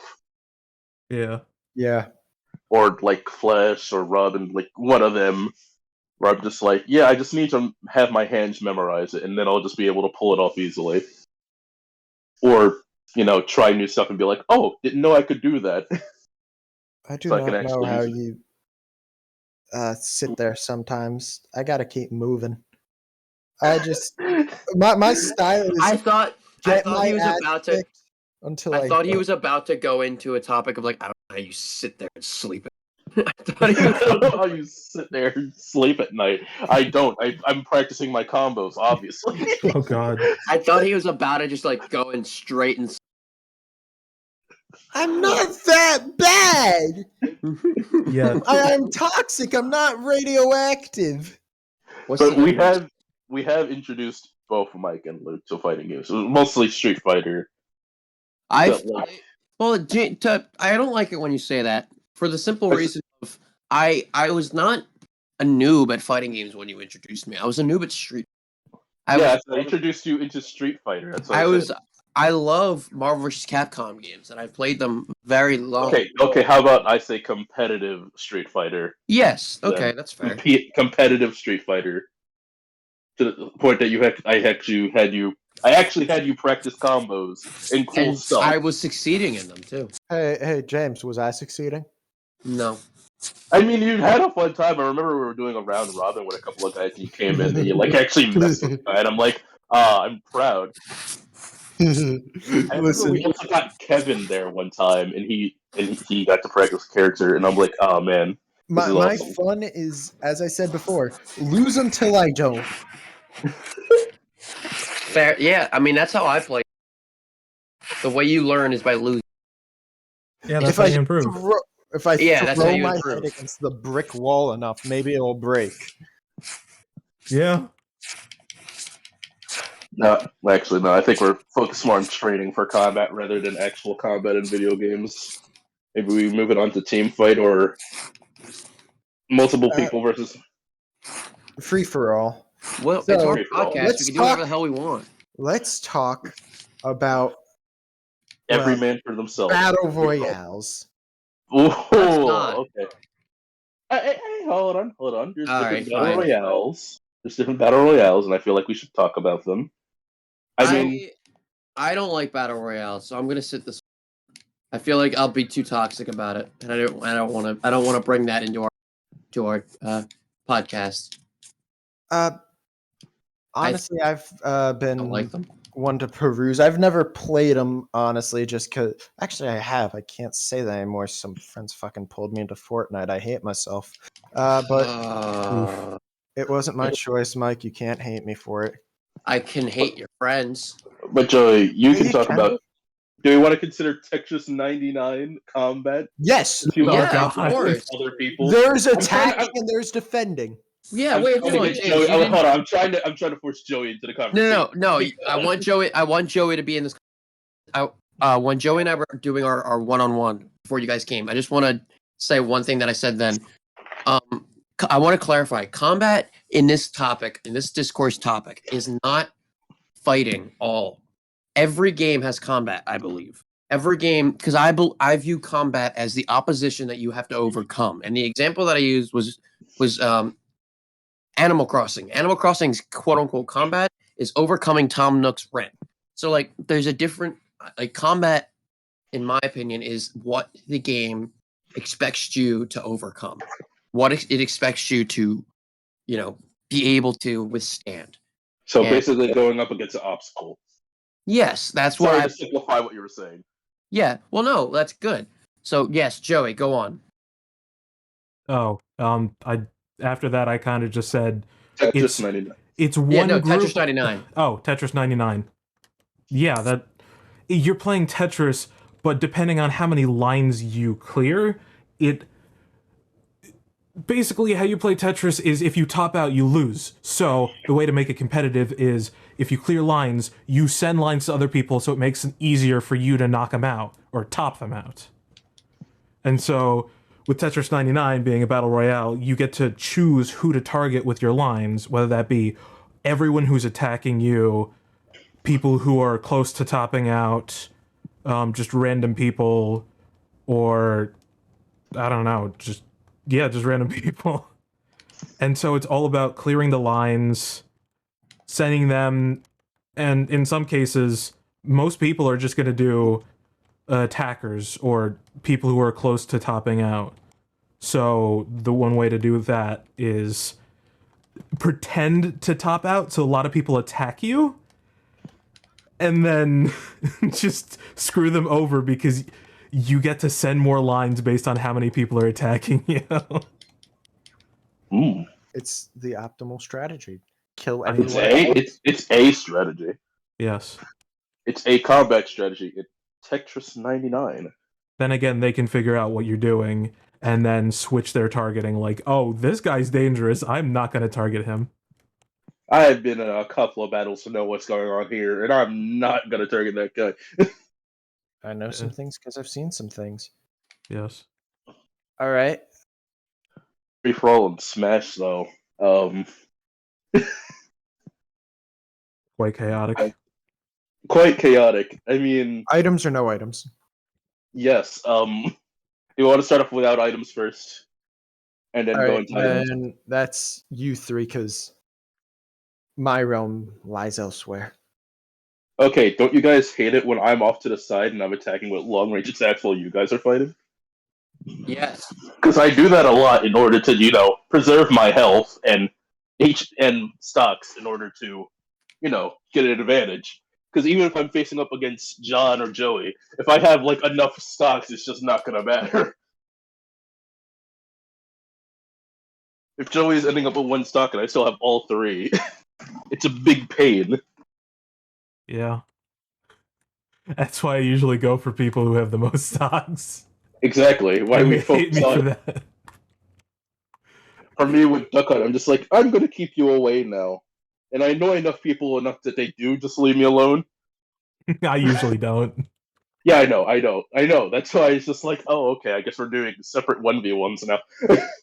Yeah. Oh, man. But targeting someone that has a lot of stocks, or someone that's doing really strong, like, oh my god, we're trying to defeat John because he's just owning us right now. Isn't that John- just mind Jump him. games on a different level? I feel like that's just John. Yeah. No, that happens with other people at Free For All, but I mean, I'm using John as an example because he's the one that normally is winning and the person we target a lot because he's good. Either you target him a lot because he's good, so that you just group up on him so he loses out, or you don't because you're just gonna get your ass kicked. Like, literally, you have to jump up sometimes where it's just like, okay. The Free For Alls turn that way because then you can they turn a lot of the time because then someone can betray you when the opportunity is ripe. Or, you can honor and be like, okay, we got our common enemy out of the way. Now are you ready for this 1v1? Like, Honestly, Free For Alls, my usual strategy is stab James in the back whenever he tries to team up. I don't try and team up. That's my strategy. I team up when other people offer it up, and I'm like, okay. Okay, right. Let me change that. So, Oh, I'm sorry. I've been quiet for about 10 minutes. I just like Free For the Alls strategy because- is hold out a olive branch to James, and when he tries to take it, stab him in the front. Stab him in the foot. stab him in the front. But, I mean, the thing Stab, about his Free For Alls, stab the dog. you can have uneasy alliances in Free For Alls. I have Oh, now You don't kick said the have- baby. I have now said stab the dog on live on YouTube, and I don't know how I feel. Not live, recorded on YouTube. That might make it even worse. Yes, exactly. It's archived now. Yes. So before we go into our next break in about 10 minutes, Okay. I would like to touch on something. I mean, I wanted to team v team first. Well, we have a whole other hour and maybe even more, so we can come back to it. Okay, touch on what you want to touch on. I've been rather quiet for a moment because I wanted to play Star Fox 64 for a minute. Because now I love Star Fox. I don't know if anybody here has played Star Fox. Yeah. Anybody? Okay. And I get frustrated when people complain about the other Star Fox games other than because I liked Star Fox Adventures, the idea behind it. I liked Star Fox Command, the idea behind it. Obviously, they were not executed well. But the combat in those games was not a problem, in my opinion. I thought that, the idea of taking Fox to a foreign concept, like in Star... Oh my god, I cannot stop burping. Like in Star Fox Adventures. Forcing somebody who is used to fighting in the air, fighting in a ship, not necessarily fighting on the ground with a staff, fighting on the ground with a blaster, fighting in an unknown environment. And I thought that the idea behind that, it was really cool, and the combat system was not a problem. But what I hated was the story behind it. Of course, that's the biggest issue, and how the controls were really wonky, and it was very much just bring one thing room into another room, put thing down, go grab another thing, bring back thing, rinse and repeat, and it was annoying. But at the same time, it was also like, I don't know, I just enjoyed the concept, and I wanted it to be more like that. So what I did was, for the past 10 minutes, I just played Star Fox 64, beat the first 2 levels, and I kind of get it now, like why people are frustrated with the newer games. This combat system in these games is just so flawless. It's perfect. It relies on you to be good at the game, so it doesn't overbear you. It's not overbearing to the point where it's confusing, convoluted, or trying to do something that it can't handle. And you're in a ship, you're shooting things, and you got to use a bomb sometimes. Like it's pretty straightforward, and you can do a lot with it. Whereas when they try to take it to the ground, they add a lot of unnecessary obstacles, like combo systems, like different kinds of things. It becomes much less about whether you know how to handle it or whether you know how to use your own skills, and becomes much more along the lines of, can you remember what this button does? You know what I mean? Yeah, Okay. I see what you're meaning. So, I just wanted to touch on that real quick because there's not a lot of Star Fox out there in the world. There's a lot of fans and there's not a lot of content. So I wanted to give some Star Fox fans a bit of a thing to listen to this conversation to for. So anyway, you guys can go back to what you're talking about. I apologize for interrupting. Okay, then. Wait, do we want to take a break now? It's 11:45 currently. I was going to try to hit the 11:50. Let's talk about Okay, team so battles then. yeah, let me do that first. Stuff can go really well or really bad depending on your teammates. For team battles, it feels like everyone Yeah. has to mesh. Like, For me, I suck at doubles, but I'm all right at singles. It's like when people get me in doubles, I often hit them by accident. I'm just not used to paying attention to someone else and not hitting them. well, I feel like when it comes to team battles, you can play a role though. Like even in Smash, Stock tanker. yes, someone's doing that as well as being a range fighter or being the main attacker. Mm-hmm. Or like I me in mean, every video game where I'm just support. My battle is against my own HP bar and is keeping everyone up. yes, or being a tank and protecting everyone else, or main attacker, getting kills, stuff like that. You have to fill those roles. If someone falls out of their lane and not doing their job or are just being bad at the video game, then it doesn't mesh well.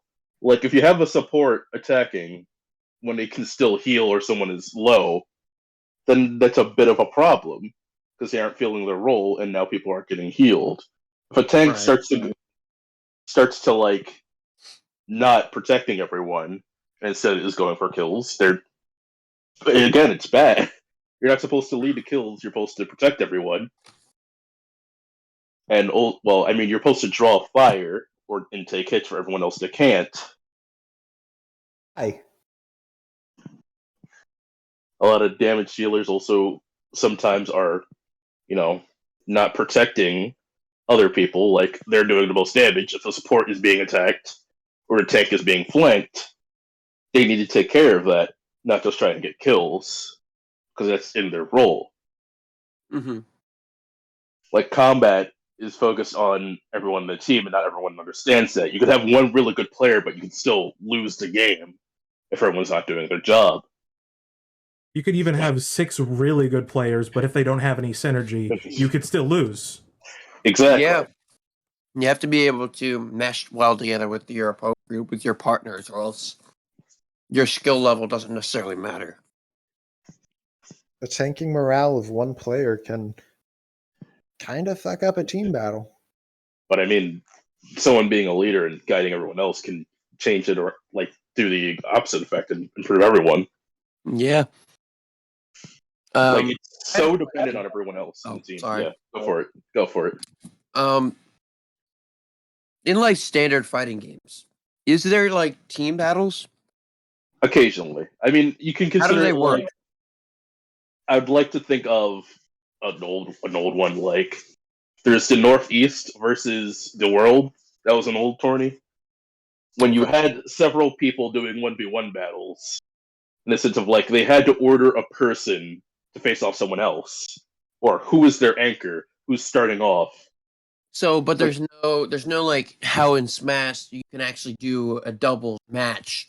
Is that like not a thing in like standard fighting games? I think the closest thing would be Marvel vs. Capcom, right? I mean, but that's just you and 3 characters. Not many people will go with like. However, in Counterpoint, it's like the choosing when to swap and tag out.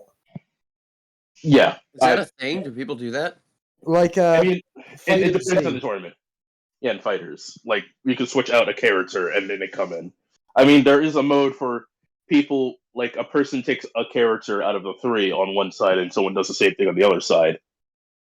Are there crew And, battles? like, you had to, yes, something like that.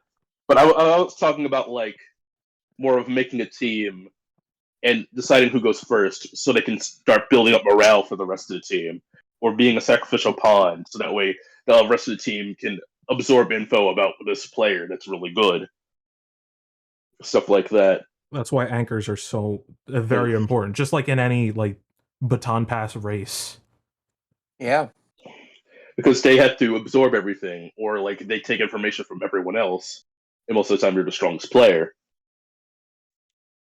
Like they have to like the first person you might consider them not important, but a good first win could, build the morale of everyone else. And all of a sudden, it's also when they win, it becomes a 4v5, and they could just take out most of the team. So that way, the rest of the team doesn't have to worry. And of course, you can change up from like match to match. You can change up like who's going to go in next afterwards. You get what I'm saying? Like, Yeah. have you seen Yu Yu Hakusho? No. Mm-hmm. I'm talking about like in the style of a dark tournament when they normally put in a person facing like the 1v1 matches, and then they take on a person and they could stay in and attack someone and face someone else, something like that. Okay. That's what they normally do. Like that's what they can do sometimes when they have team battles, like Team USA or Team Northeast versus the World. That's because Northeast is built different and they did win, by the way. But anyway. We're just better. No, I'm just worse. We're just better. We're just built different. We're built different. Not sure if it's better or not, but it's different. Exactly. It's just they're built different. But anyway, Northeast, like we're North. That doesn't mean like everyone's fighting at the same time necessarily. It's but more like about they have a picking and role to choosing where the fill. battles are. Exactly. Would we be counted as Northeast, or would we be like mid? Yeah, we would be counted Northeast. Yeah, go Northeast. Northeast rules. Northeast should have won. Northeast did win. What do you mean? Damn straight. We have Sonic Fox. I mean, but anyway, Sonic Fox. I love Sonic Fox. He's such a fun to watch. He's so crazy. He is really good in a lot of games. Yeah. And he's also such a good sport. I just love it. Yeah. So right before we go to break, what do you prefer, casual or competitive? Competitive. In between. I'm also in between on that. And then I'm casual. Really? Yeah, no, I can't deal with the stress of competitive. That's fair. Understandable. I can't stand the. I always want to win. The lackadaisical play of casual to me. I want my skill to be the only determining factor whether or not I win. I mean, sometimes it's fun though to do some other stuff of like. Yeah, sometimes you can change its time. It can be fun, but it doesn't mean that it's what I prefer. I can't find fun in getting crushed, and I don't want my fun directly correlated to my level of skill. I just want to have fun. And that's fair. That's fair. Like, casually. I can get behind that. I agree with that. That's fair. Let me go, like, to Smash again. But mostly, like, when you play casual, you could easily. A lot of us can play competitive. Me, you, Mike. I Yeah. sometimes play with casual players, and it's just like it is not fair a lot of the time. No, And that's not even fun for me, who's playing. Yeah, I don't really have much fun as a competitive player playing a casual player for the So- sole reason of it's not like it's just two completely different styles of game. Like I can't play with items on because that it messes with the level of skill required to win. But they can't play without it because then they just get dominated and there's no fun for anyone. That's why I try to go down and be like, okay, let me not play my main. Let me not play Duck Hunt, and let me play Yeah. someone else. So Why do you think I play random? Yes, I Yeah. do play Yeah, random. but the We problem got with to the you, point where Joey, the problem with you, Joey, is you play every character on board, so it doesn't matter if you go random. There's also the danger of it looks like you are putting on kid gloves for somebody. Yeah. I And- wouldn't say it's putting on. Oh, no. I know you're not doing it. However, it feels condescending to some people. Yeah. and Oh that's no, a definitely. goddamn danger because Yeah. intention versus perception. That is Yeah, the intention correct versus word. perception. That's what I was gonna say. Listen, I never put on like a different character at the very beginning. I normally always go in with Duck Hunt, and then if I see everyone's just like, well, damn, I switch to a different character because I want people to have fun Mhm. and have a chance. Because it's not like sometimes having a handicap is fine. I'm not putting on like kid gloves. I'm not seeing you as like a kid or someone that is beneath my competitive level. I'm seeing as someone that doesn't want to put in the hours or doesn't want to play competitively all the time. So they'll play it casually. So I'll play casually, you know? I can only play casually with other competitive players because we all know the level of skill that we have. So play like Smash Skip Ball or like stuff like that. Like it's still fun because we still know what we're doing, but we're also like taking a break. But like a person who is casual, I can't stand when I lose. This is gonna sound weird. I can't stand as a competitive player when I lose a casual match to a casual player, and they like start to trash talk me, because I'll be like, listen, turn items off, let's play, and you won't take a stock. Yeah, no, that's why I play casual. And I'm because I'm just such a competitive person at heart. Well, I mean, I don't, then they don't know what they're talking about. Then I don't feel like it shouldn't upset you. It's like a little kid is trash talking you, like playing you in basketball. Like, oh, I hit that 2-pointer. You can't beat me, old man. And you're just like, yeah, kid, I know. Okay. No, but I can't do that. I can't. Mike is the type of person to go, yeah, okay, dunk on him 3 times. Yeah, exactly. I am not. I am a petty person. I can't do that. I need. Listen, I need that's to me win. in Mario Party. That is me in Mario Party. I don't need to worry. win. I don't care who you are. I don't care, son. I will wreck you if you try to talk back to me. I understand. You need to lose and bow before me. Wow. Okay. I want to say though, there are people that play casual. Like, I know you don't play that character, man. Because like I played against Jay before. It's just like I don't want you to hold back on me. Why are you picking someone else? I'm like, Yeah. well, I mean, I feel like then you would. Then I don't think that would be fun for both of us. I don't think that would be fun for either of us. No, Yeah. really wouldn't. There's James, no as a real competitive way player, to- it's not. As a competitive player, it's not fun to play against you anyway because you play Duck Hunt. But it's fun for me at that point because I'm still fighting against you and I'm like still struggling, you know. Mm. But Okay. I'm not. But if I'm not struggling or at all, it's just like I'm constantly hitting with the can as they get off stage. Like they're not even allowed to get near me. I haven't been touched yet, and they're down to the last stock. It's just like this doesn't feel good. I'd rather play with freaking Little Mac versus. I'd rather do a Little Mac 1v1 with Pokeballs against someone. Listen, man, Than I'll to take have you on fun. Little Mac 1-on-1. Just 2 Macs throwing hands. Any day. Little Mac Dittos are so much fun. Exactly. The muscular Little- dittos. Like I don't Like really Ganon, just know. like Ganon Dittos. It's just like big power, big fun. I love it. But like, yeah, you want to do it just with competitive people. Me, I am okay with like memeing around with people that have just picked up the game today and be like, okay, let me random this out. Oh, Kerbo, let's go. Gerbo. It's Kerbo.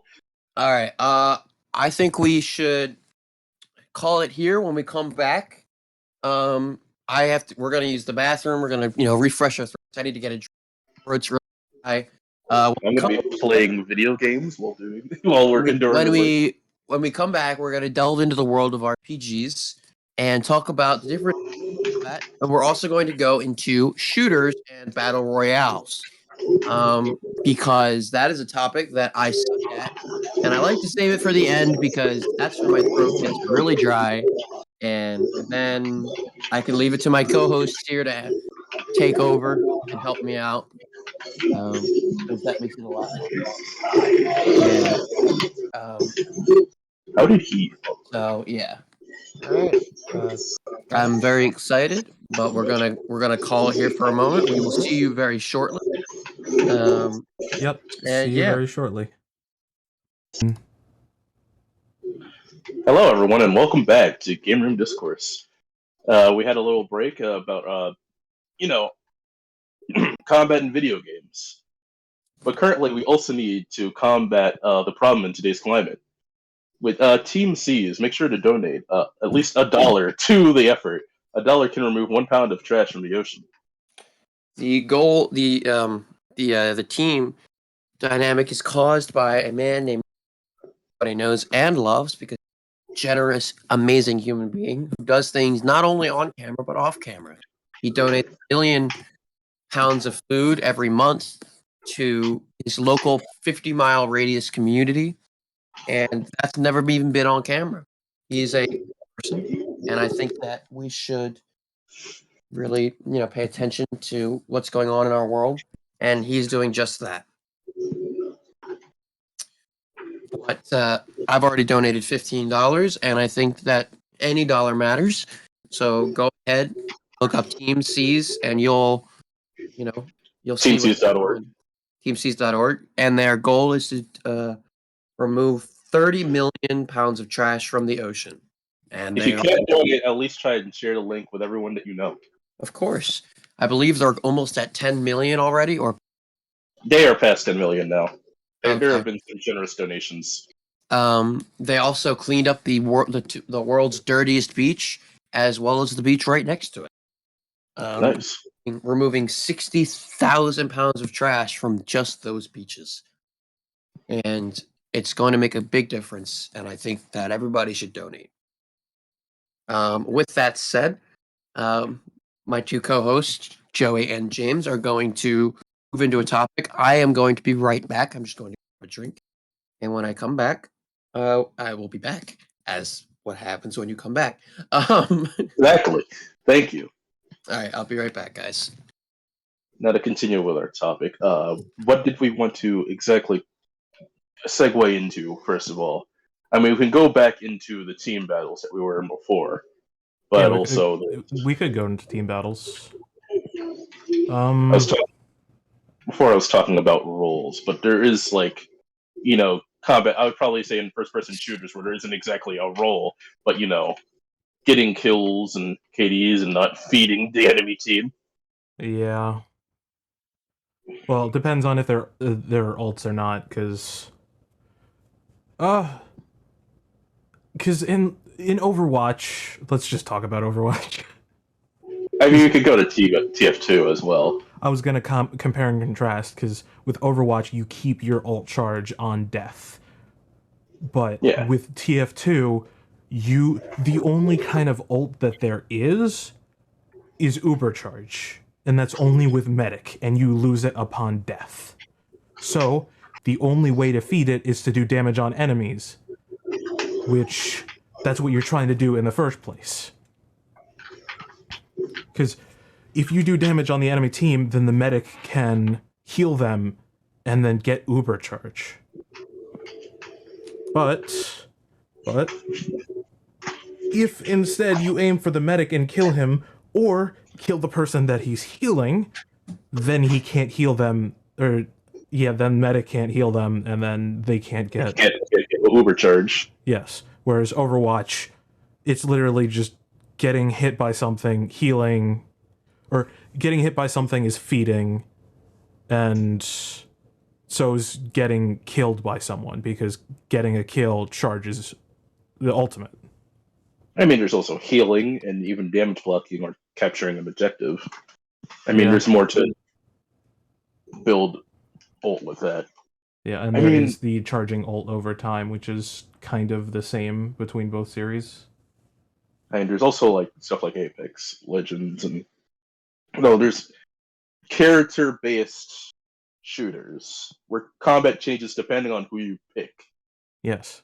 Which is also like an interesting combat. A lot of TF2, Overwatch, Apex, you have to adapt to not only what you can do, but what the enemy can do in there, or multiple enemies can do, based on someone new coming out, or what they can do, or a new item they have. There's like multiple different ways you can interact with different players, depending on who they choose. Yeah, because there's two types of movement systems in the game. There's like the general, okay, I can move, I can walk, I can run, I can jump, I can crouch, I can jump and crouch, I can strafe in the air, or Apex, I can like wall ride, I can slide, I can do all these sorts of things. And then there are character-specific things, like jump pads. Double jumps, depending on the character. Yeah, blinks, like Tracer, like teleporting in space. Teleporting on something that's built. And like then there's using weapons to propel yourself, like Ash's shotgun or coach gun. Which is the equivalent of the coach gun or the Force of Nature for Team Fortress 2. Yes, and then there's also rocket jumping, like Soldier 76's Helix missile, Farah's missiles, or rockets, and then there's Soldier. Abilities. I mean, there's also abilities as well, depending on the character. Yeah. And there's, of course, characters that are less mobile than others, like Scout and Spy have movement abilities, or there's a lot of naturally fast characters in TF2 compared to other ones. Like, they all have a different movement speed. Yeah, like Heavy and Soldier are both slower than the main cast, which is like Engineer and Sniper. Engineer's still slow, but they're... Yeah.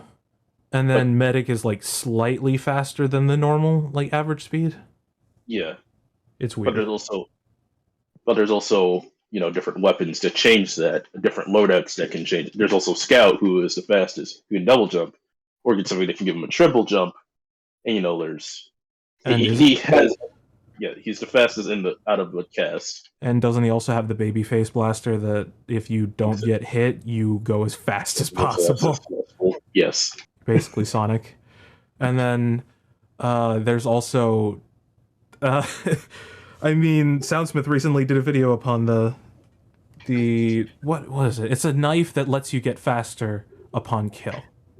Frick, I know which one you're talking about. It's like the business or something. I know exactly what you're talking about, and I'm really trying to think of it.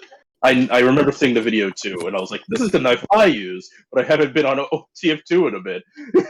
Yeah, you're the guy who uses the kunai. Or not really, because kunai isn't cool. Kunai. Not the kunai. I don't use the kunai. I'm bad at using the kunai. I use something else, but I forget its name. Goodness. We have the access to the internet, though. We could just look it up. You just check out Soundsmith's latest video and see what it is. Of course, when I look up Soundsmith Spy, it's just Spy miscellaneous stereotypes. Of course. The thing he's known for. Yes. Stereotypes. And he hates when people... Fucking hell. Big Earner. Yes, the Big Earner. God. That one is the one I normally use, and I'm set. Out of the Spy knives, that's the one I use. It makes you easily killable, but it makes you very fast upon killing somebody. It's high risk, high reward. A lot of these shooters are based on movement and also actually getting kills. But basically, for those ones, it's just like, okay, what can I do? How can I influence the game with speed and also abilities? Yes, you can move, you can shoot, and you can also move while shooting. But that's a very simplified version of that. But I'd say like their movement is different from one another, and it changes the game based on who you are. I mean, you can help someone else with you have like speed boosters, like which soldiers secondary. I tried to remember it's freaking secondary. No, his melee, the whip. They're such colorful names. I can't remember them exactly when I think Is it about disciplinary them. action? Yes, exactly. That's exactly I have returned. Hello. Welcome back. But you can speed everyone up using that, and it changes like how the team can get to a choke point where you can play Lucio in Overwatch and speed everyone up with his secondary, with his passive ability. Yeah, area of effect passive. And he himself can wall ride and help everyone out. Yes, and wall riding is actually a very, very cool movement mechanic that makes Lucio from an easy hero to play to holy hell, there is so much complicated shit you can do with him. Same with Soldier. Soldier is usually just, aim and shoot, but then rocket jumping and air strafing and all these types of parkour shit. And even Demo Knight with his sticky, and he also has trimping, which is his own technical... I love movement shooters like that, because you have so many movement options. And so many options with abilities and weapons, and how it's just so complicated. I love it.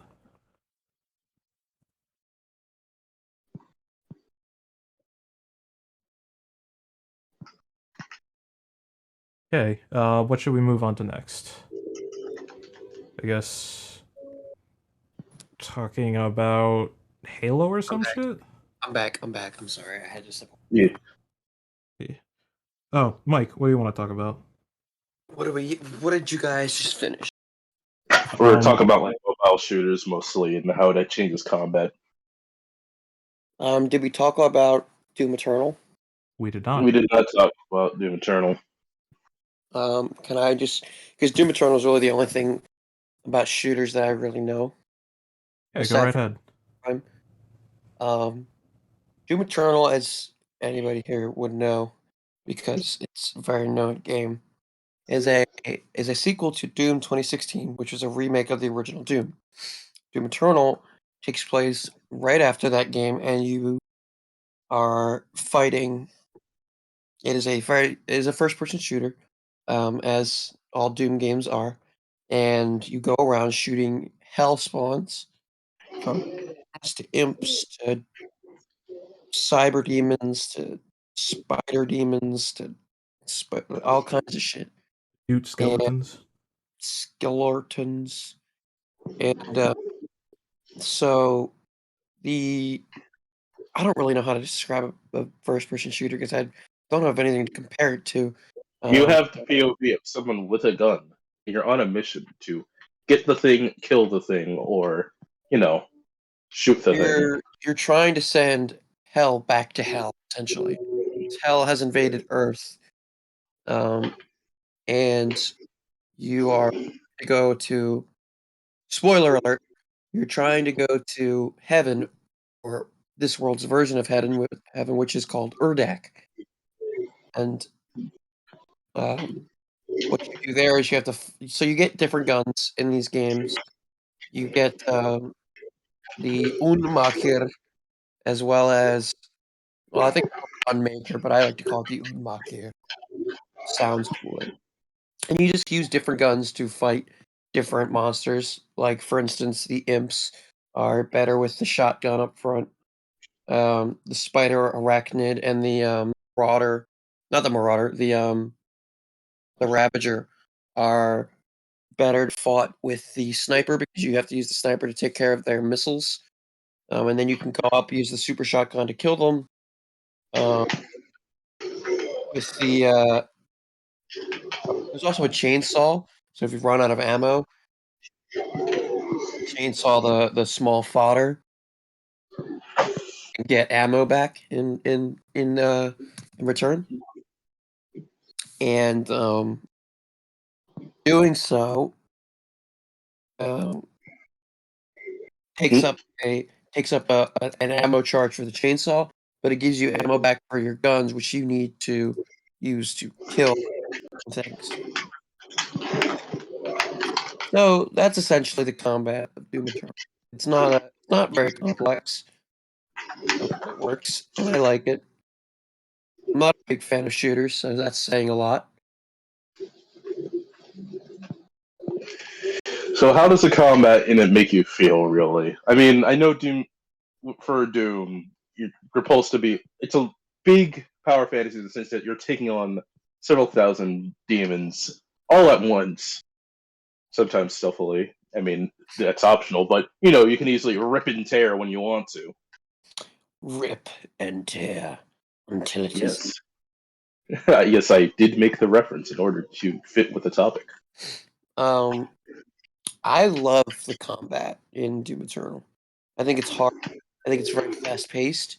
I think that you have to know what you're doing. Some of it is trial and error. But I think overall, the usage of the different guns and how each one works to an extent, and you can use the ones that you like the most. Personally, I stick to the sniper, which is the assault rifle with a sniper on it. I personally stick to that, as well as the shotgun, as my two go-tos. And then when I need a heavy artillery, I go to the rocket launcher.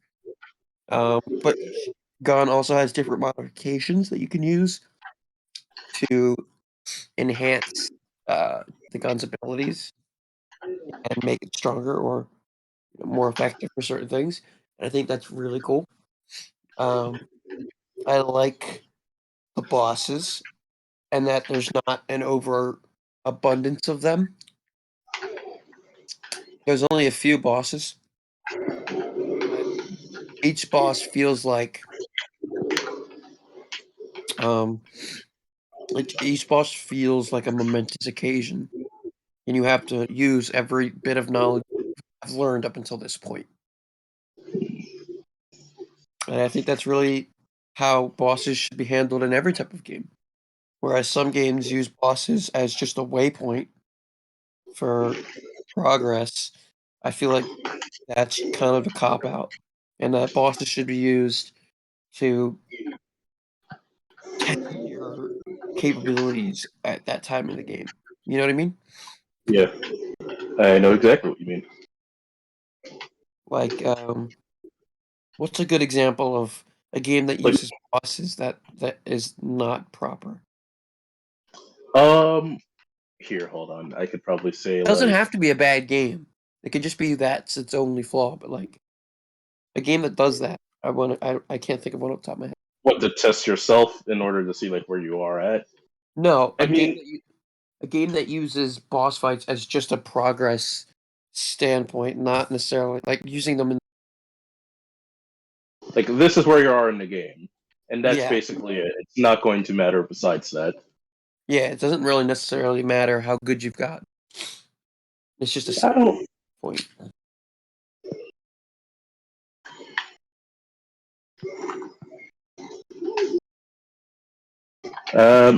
It's a hard one. I can't really think of many games that just use a boss as a start, like a point on where you at. I mean, maybe the Binding of Isaac.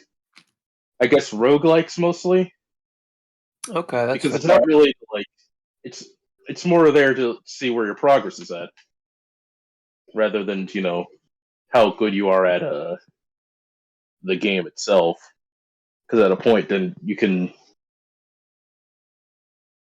because progress in roguelikes is just okay. This is one run, and I'm not going to get this progress back if I die. Right. I mean, there's overarching stuff if you completed the game, like one round of it, but you're not going to be able to get that progress itself back. Like, you can unlock characters, but that's basically the best you got. I agree with you. I don't know if that's exactly what you were looking for, but that's kind of how I interpreted it. Of like, okay, it's not going to matter too much if you're on this boss or this boss, because I mean, then there's some bosses that you can skip Yeah. depending on the game. course. I welcome any and all opinions. I think we should move on to another topic because I feel like this one's getting. Okay. What exactly do you think we should in terms of combat? Well, we want to go back to. We only touched on team combat for a bit. I know I talked about wanting to go back to RPGs, but then I kind of thought about we already kind of did a lot of RPGs. So, like we talked about Pokemon as well as turn-based and action RPGs with Luke. Also, by the way, Luke had to leave. I don't know if you touched on that. Luke had to go. He had to go to sleep. Wouldn't have to, but he did. He's tired, boy. He'll be back in the future. That was a lot of fun. If he doesn't, we'll force him back. Okay. Can we talk about the disparity in games of like stealth combat as like compared to? What do you mean? Can we? You're 1/3 of the host. I'm saying, are you comfortable with that commentary? Yes. And are willing to put input into it? Take control. Say we're going to. Okay, we're gonna do it. So there's many games that you don't require to use stealth, but it's a big part of the game in which you can avoid regular, harder, lengthy combat by skillfully taking care of everyone in the vicinity in a quiet and more efficient way, like in Spider-Man, Batman Arkham games, in Assassin's Creed, in Dishonored. You can take out people like very stealthily or not at all. You can go like Metal and Gear. play. Exactly. You can take care of someone in either way. And some people prefer not to take it stealthily and want to just beat up everyone. But there's essentially two types of combat in a lot of those games, where there's not only just stealth combat, but also there's an open free-for-all fight that you're facing off against everyone else. That's an interesting topic. I don't have much experience with games like that. I do have a lot of experience with Metal Gear, and a little bit of experience with Assassin's Creed, but I like games provide you two alternative routes of combat that you can choose from with their own pros and cons. Like stealth is probably going to take you more time because it's slower. You can't just run up and kill everybody. You have to be slow and get up there sneakily. But you can also take out people non-lethally. So if you're a pacifist, stealth is probably that too. But the stealth, you'll kill everyone, most people, one hit, but yet it takes a lot longer to get to there. Whereas, so that's your pro and con for there. You're also planning everything out as well. Yeah, but if you just want to go in and fight, yeah, it's going to be a lot faster to get there and everything, and you don't have to think too much about it. But there could also be someone that could take out easier. Yeah. Objective changes. Maybe lose the option to get a certain objective. There's And I like when games do that. They provide you with two alternatives, but you can't do them both at the same time. You have to pick. I think you can start out with stealth in a lot of cases, but also then you can transition to one when there's a less opponent. There's benefits to doing stealth and then going into that, or there's benefits of going into stealth after standard combat because oh man, you're getting low, and now that you can just run away and try and pick them off one by one now. You don't have to just take them all on guns blazing. You also have a retreat option. I love retreat mechanics. For being Skyrim, able to flee is a very good option. Yeah, and also being stealthy and but also it changes the environment sometimes, like in Dishonored, where oh man, you were too freaking murder hobo-y. You can't. Now the princess has a thirst for blood because you were a bad person. No, because you decided to murder everyone in your sights. But it is also an option that you can choose based on what you want to do. It also allows players to do whichever one they want to do. A lot of people like stealth archer in Skyrim. Me personally, I like to go in guns blazing with sword and shield. I personally like the stealth. I think that it provides a different. I mean, this is just personal opinion. There's not one or the other. I like starting off with stealth and seeing how far I can go without getting detected and how many people I can kill first and get out of the way. And then I can go in and just clean up the rest. Exactly. You can choose when you want to do combat when they meld both of those together. Like Tomb Raider, for example. Exactly. I love being able, as Lara Croft, to just use my bow to walk up, sneak down, and shoot people. And then when I get detected, I can go in and use the gun, use the other things, and take them out. But I can make it easier based on how stealthy I can be. Same with Far Cry. Certain areas in Far Cry games, there's the big camps. Yeah. Names they go by different names in each game, but the big camps, and you can Personally, go. I'm a big fan of Blood Dragon. Good game. Mostly because of the me-in factor, but also because it's a good game. I think Far Cry 3 is my favorite. Understandable. But Far Cry 4 was really good. And Far Cry Primal was also really great. there's a new Far Cry. Far Cry 5 is coming out, isn't it? Yeah, I'm excited. You mean Far Cry But- 6? Yeah. Yes, exactly. I'm sorry. I'm very forgetting. I mean, it's already out. It is indeed already out. James, you Yeah. suck. No, I just forget things and I'm ill-informed at times. I'm very Okay, old. but I don't think that means directly that that I'm bad. I'm just forgetful, and I'm No, I not think it always means you're aware. Understandable. Have a good day. Agree to disagree. But anyway, back to combat. I mean, we could talk about things that aren't really considered like, I'm a fighting a thing. Since Yeah, so we haven't talked on that a lot. I want to take it to Ace Attorney. Oh Oh, yeah, combat with Zero- words. Exactly. Ace Attorney is one of my favorite franchises. Ace Attorney's combat system is essentially, can you outwit the other prosecutor? Can Well, you? you mean outwit the prosecutor as you the defense. Yeah. Can you figure out the lies and that's the combat. There's no fighting. It's the opposition that you're facing is the lying prosecutor or the prosecutor with no morals. They just or that are ill-informed. I mean, sometimes updated autopsy reports are, a thing, but update. They're not a real thing. They are. And not in real life. not in real life. Oh, have you read the new one? This one is the latest autopsy report, says Miles Edgeworth. It's the Oh my latest and God. greatest. As you see, it says that they could have died instantly, but most likely they could have died later on.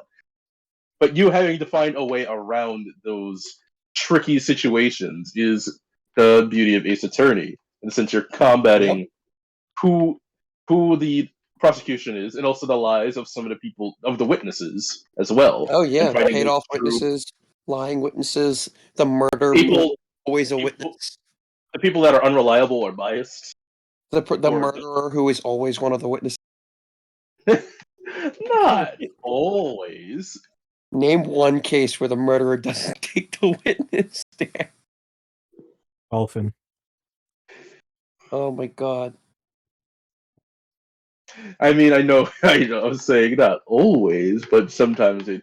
I mean, technically, Shelley the killer didn't take the witness stand. His freaking whatever. His walkie-talkie did. His walkie-talkie did.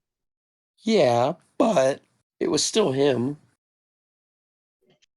I mean, also, wait, hold on. Actually, I'm wrong about this because there is one person that was the actual killer and didn't take the stand. It was freaking whoever Miles Edgeworth's freaking master was, whatever his name is. Oh, he was the Von Karma. prosecution. Yeah, Von Karma Yeah, was Von the Karma. prosecution, and he was the killer. So there, take that. You're wrong. No, No, but wait, hold on. no, he was only on the prosecution stand. The final witness, Oh, the very fun. You're right. was Edgeworth, and he There was were no witnesses in that case. Yes, because it was one from years ago. There was And only Edgeworth versus Von Karma, basically. Exactly. So you could argue that Von Karma was the witness. He wasn't. He didn't take the witness stand though. He was the But the prosecutor. witness stand wasn't occupied by the witness, occupied by the No, it was occupied by Edgeworth actually. No, I know, but it was occupied by. He was a defendant. He wasn't playing the. He wasn't playing the role of a witness. He was playing the role of a defendant. No, he wasn't. That was Phoenix Wright, and well, The defense attorney was Phoenix Wright. The defendant was Miles Edgeworth. you're right. I keep on forgetting that. I'm sorry. And those defenses in combat come from how smart you have to be to take their defenses out, reach the Yes. lies, and get to a verdict. Exactly. Yeah, You know, and also I love that. there's also prep time. You had to gather stuff, and Yeah, you're the fighting investigation. with your mind. Exactly. Oh, those games are hilarious.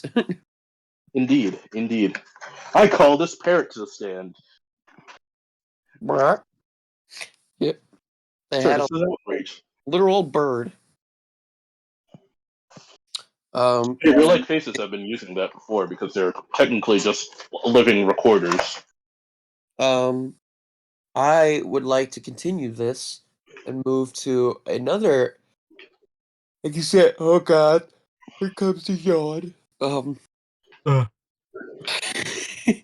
And move on to another game that the combat per se. The opposition there is Animal Crossing. Animal Crossing is Tom Nook.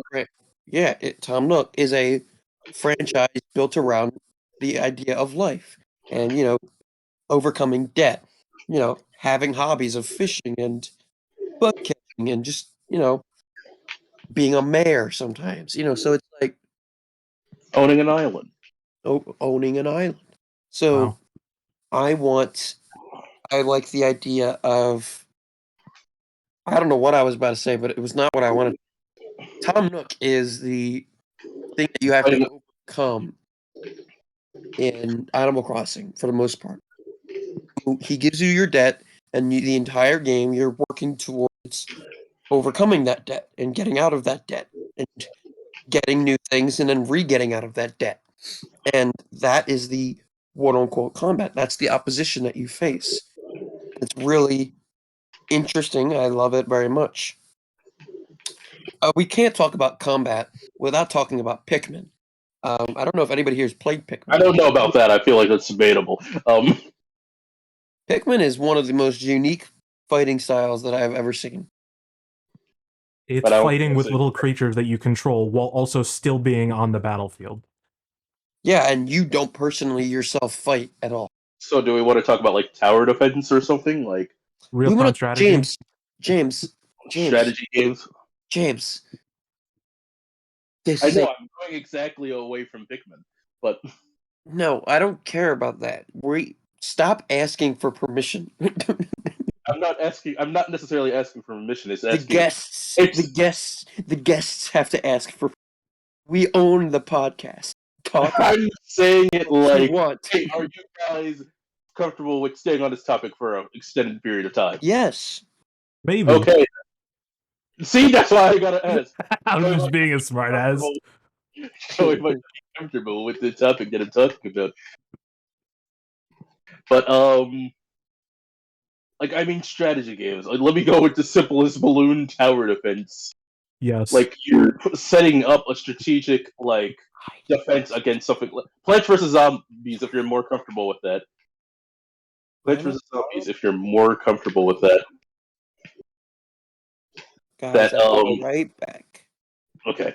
That you have to set up a defense against something. You're preparing for a siege of some kind. You're yourself are defending, or you're putting up like towers so to make sure to defend yourself. You're combating what's coming towards you, rather defending than yourself from balloons. Balloons. I mean, there's also survival games as well. Like you're setting up preparation so that way you don't get like swarmed by something.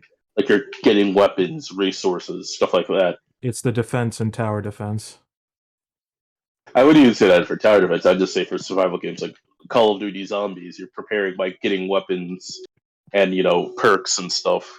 to make sure that, and based on what you get, it affects on how it flows in combat.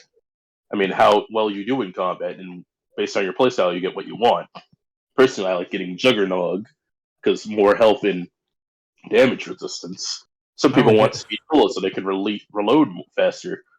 And isn't there like double trigger or something? Double tap. Double tap. Headshot daiquiri. I mean, Deadshot daiquiri. Sorry. But there's electric cherry. There's a bunch of ones like that who are just that some people would prefer, or they come sooner in the game than others, or someone wants to save for that, or someone wants to pick up a shotgun rather than someone pick up a submachine gun. Yeah. Or stuff like that. And everybody wants the ray gun. Well, I mean, the ray gun's just good for a lot of people. I mean, personally, I don't like keeping it. Because sometimes I like getting wall guns in, upping them up, because then when I pack punch them, I can just get ammo from the wall rather than have to wait for I mean, also waiting for RNG stuff is also something that affects you in combat. Waiting for a drop that may or may not come affects how you perform in combat, because you sometimes you want to risk it that they might drop the freaking nuke, or they might drop the max ammo. Heck, you might get insta kill. Yep. But it's not gonna matter if you're going okay, all I have is my freaking knife. This is gonna hurt a lot if I get up too close. Yeah. Plus, I mean, there's the different knives you can get. You can get the Bowie knife, which is just basically an insta-kill. But also, I mean, in one of the newer ones, I'll go in Cold War. You can choose a starting weapon. There's a mini, there's a katana that you can use in there, and that was my favorite because if you upgrade it properly, it can stab fast and take on bosses a lot easier. Sorry, I'm back. I had to get the cats out of my room. Yes. Currently, we're on the topic of prep time, and what you choose affects your combat. In games where there's resources or different weapons can affect how the outcome of like an RPG. Not necessarily. I was talking about we can go to RPGs, but I was talking about Call of Duty Zombies in the sense of you have to pick a certain item or pick your certain perk that helps you out in what's going to come, or in Balloon Tower events you can I know nothing about these two games. I've never even seen Balloon Tower events. Okay, how about for RPGs? You pick a certain skill that you're more interested in for a build first off before you pick something else, because it will help you earlier on, but it will still be helpful later on. It's also on it. If we talk about a franchise called Ys, which I've brought up before, the game always starts you off with a couple healing items, and some of the healing items heal static health %. I always save the percentage healers to the later game, because if you heal 60% of your health when you're starting out the game and you only have 100 health, you're only healing 60. But if you save that 60% healer and wait till you're at 1,000 or 2,000 health, then you're healing 600, 1,200 health. And it does so much more, and it's so much more useful, because static healing only goes up so much. In a game like Ys, you can only get they cap off the amount that a static healing can do at 1,000, I think it is. And so there's a certain time where you can't heal a certain amount of health at one item. So I usually save these % healers because they do a lot more healing later on in the game, and I just use the healers at first, which are static healer is an item that heals a permanent amount of health each time, 100 health, 200 health, etc. So, and you want to build around things like that. So for the combat, you want to make sure that you're not going too crazy in the beginning of the game, so that you don't have to worry about using too many health items because you don't have a lot of money, and you want to make sure that you use the early game skills that you have and the early game weapons that you have to you want to level up, but you don't want to go crazy. You don't want to get yourself in a position where you can't get out because you're not high level enough. You want to come back. Okay, so what you're talking about is a resource management. Yeah, in terms I thought of that's like what how I thought that's what we were talking about. yeah. I mean resources, and I'm saying like you're talking about keeping stuff in like resources that you've gained. I'm talking about just getting items that will help you out, like based on their playstyle or what you're. But yeah, I understand what you're saying. I apologize. I thought I took it a different way, but No, it's okay. it is important to bring things to different directions in a podcast. Yeah. I also take my apology back. Take it back. I don't need it. Take it back. I don't want it. I don't want. I I don't want a special donut. apology. I I'm don't eating a want donut. I'm eating a pizza. This has been a really good podcast so far. But yeah, the prep time that you need. Okay, who would win, Batman with prep time or any DC hero? No, I'm kidding. But That's a meme. And a half. there's a meme for that now in the Black Clover now because now there's someone that can win Duke with prep time. But Wow. but no, but it's a good one for them because they were normally very weak beforehand. But now if they have like prep time of a freaking year, they can actually win against really top tier opponents. But anyway.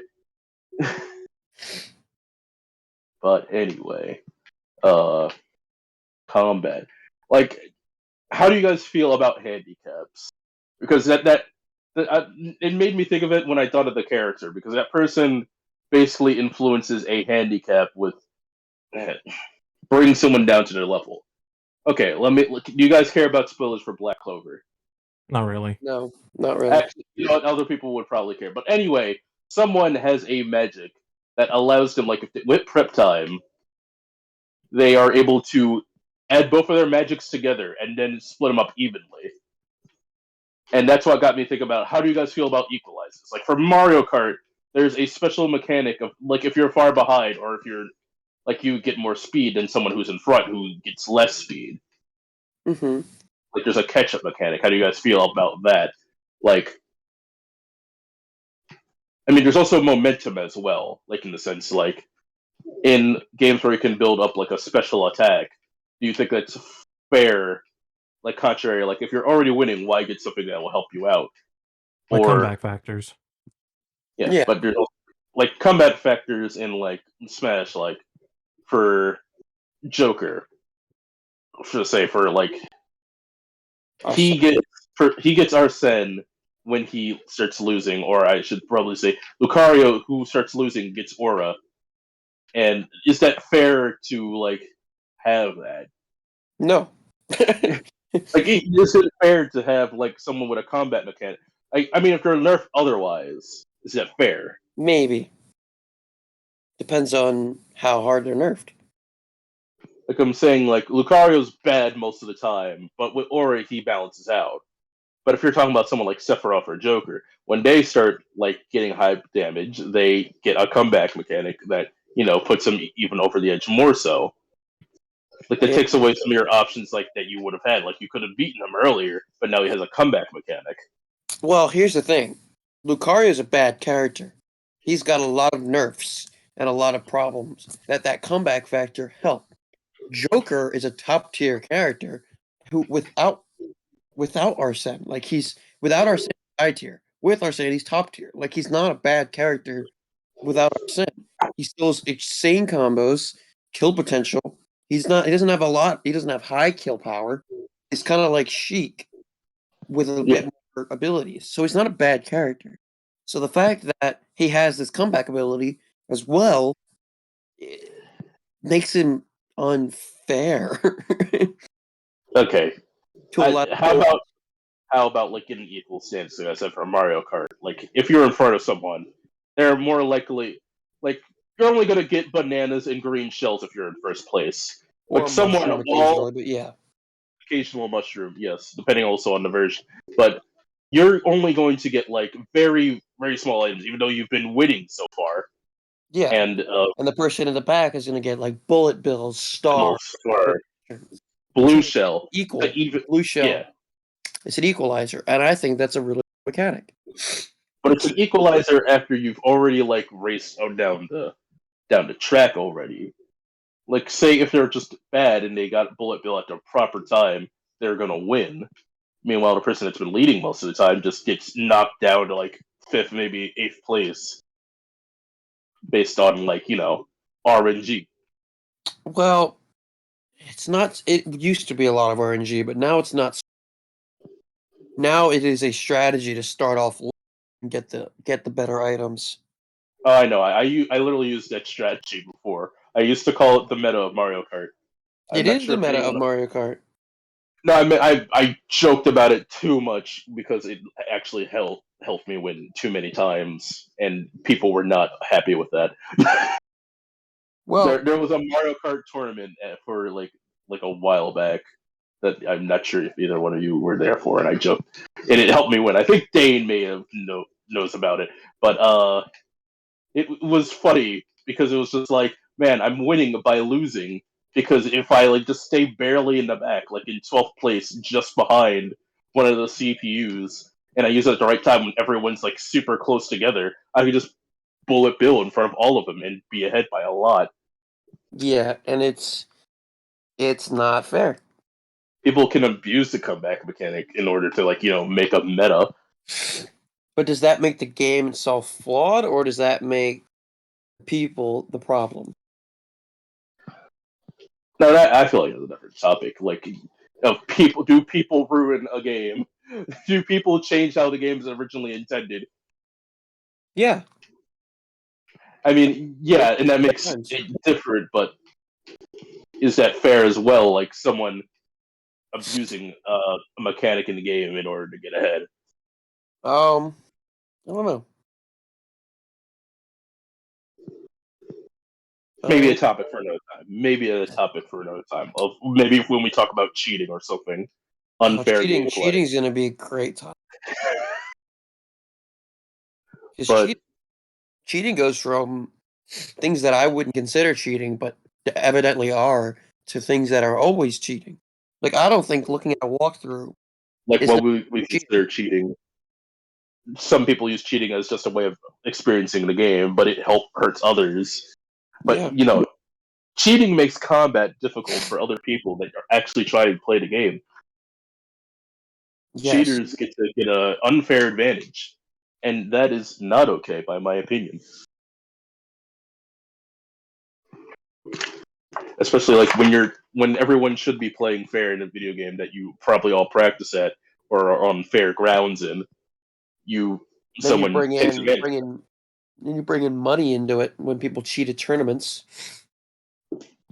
You bring an aimbot. You bring in what we consider pay to play, pay to win as cheating. No, Like I unlocked a character to win. I don't think pay to play. I don't think pay to win is cheating. I think it's just bad game design. Understandable. Like I bought UI Goku, therefore I am better than where I should be, or better than these casts. At this point, I think we're just about done. Yeah. And I would like to say some closing remarks. Combat is combat is very loose. It is very basic. It is very broad. But at the end of the day, every game has a combat system. Be it fighting, be it opposition, be it rent in Animal Crossing. Every game has a style of combat. And I think that is a very important thing. In future topics, we are now not going to be going to such topics any further, because there's not many more super topics. But next week we have a really, really fun topic that I think a lot of people are going to like. Dead franchises that need more attention. That is going to be the topic of next week. So things like Star Fox, things like Toe Jam and Earl, things like Gex, F-Zero, Pokemon Ranger, things that like TF2, TF2, and big ones like Half-Life. Yeah. Things like or that. Skyrim, GTA, that should get a sequel by now. It should have had a sequel by now. Yeah. Yes. Joey, do you have any closing remarks? I do not. James? Let me see. Please say yes. Yes, I do have something I want to say, but give me just a moment. I'd like to say that fighting against something can also be difficult. I mean, you can also try and there's effort you got to put into every sort of combat, Yes. and sometimes it can be hard. It can be easy for others. I mean, It can be and there's all different memorization, it can be execution, it can be all these sorts of things. combat is, Versatile. I don't know, a good like obstacle that you can take in a video game. I mean, like obstacles in a video game. I mean, it's our way to challenge ourselves. I mean, hmm, I don't know. It's really hard for me to do. It's very. Versatile. Again, we're doing a very broad. We're doing a very broad topic, so it's very hard to end this off properly. But Combat is versatile. it is versatile, but it is also like it's also something very personal with you as well. Oh yeah, definitely. It depends on how you want to play the game. Like it's you versus an obstacle. Maybe a person, the video game, other a group of people. It could be what a combat against like the ethics of a game, or what is fighting against cheating, fighting against bots, whatever it be. That's true. That's a good point. There's all forms of combat in video games that we normally like to face, and I mean, sometimes it can be really serious, or sometimes it can be casual. Overall, we're trying to have fun, and I feel like that's the important part about combat. Of course. Like we're facing something we're trying to beat. Combat is the source of whether or not a game is going to be good. If a combat system is not good, then the game will likely suffer greatly from it. Whereas something like story, you can have a bad story in a game and it still be a good because if the combat's really good. But I don't think vice versa it works. But anyway, next week's topic is dead franchises and franchises that I mentioned. I hope you'll tune in. And real quick, again, I just want to say donate to Team C's. It's a very great cause. You are making a difference if you do. Be sure to visit teamcs.org to donate, or to get a link, or to, just find out more about the project. The ocean is in our hands. Joey will leave a link to the... Yeah, I'll leave a link and put a bunch of hashtags, Team C's, hashtag whatever. Don't worry, it'll be all in the description where nobody looks. You better have hashtag whatever in there as well. Hashtag whatever. No. Hashtag Hashtag whatever. Hashtag whatever. Okay. Sure. And then hashtag Team C's. But yeah, I think that's gonna do it for me. I've got nothing else to say. How about you guys?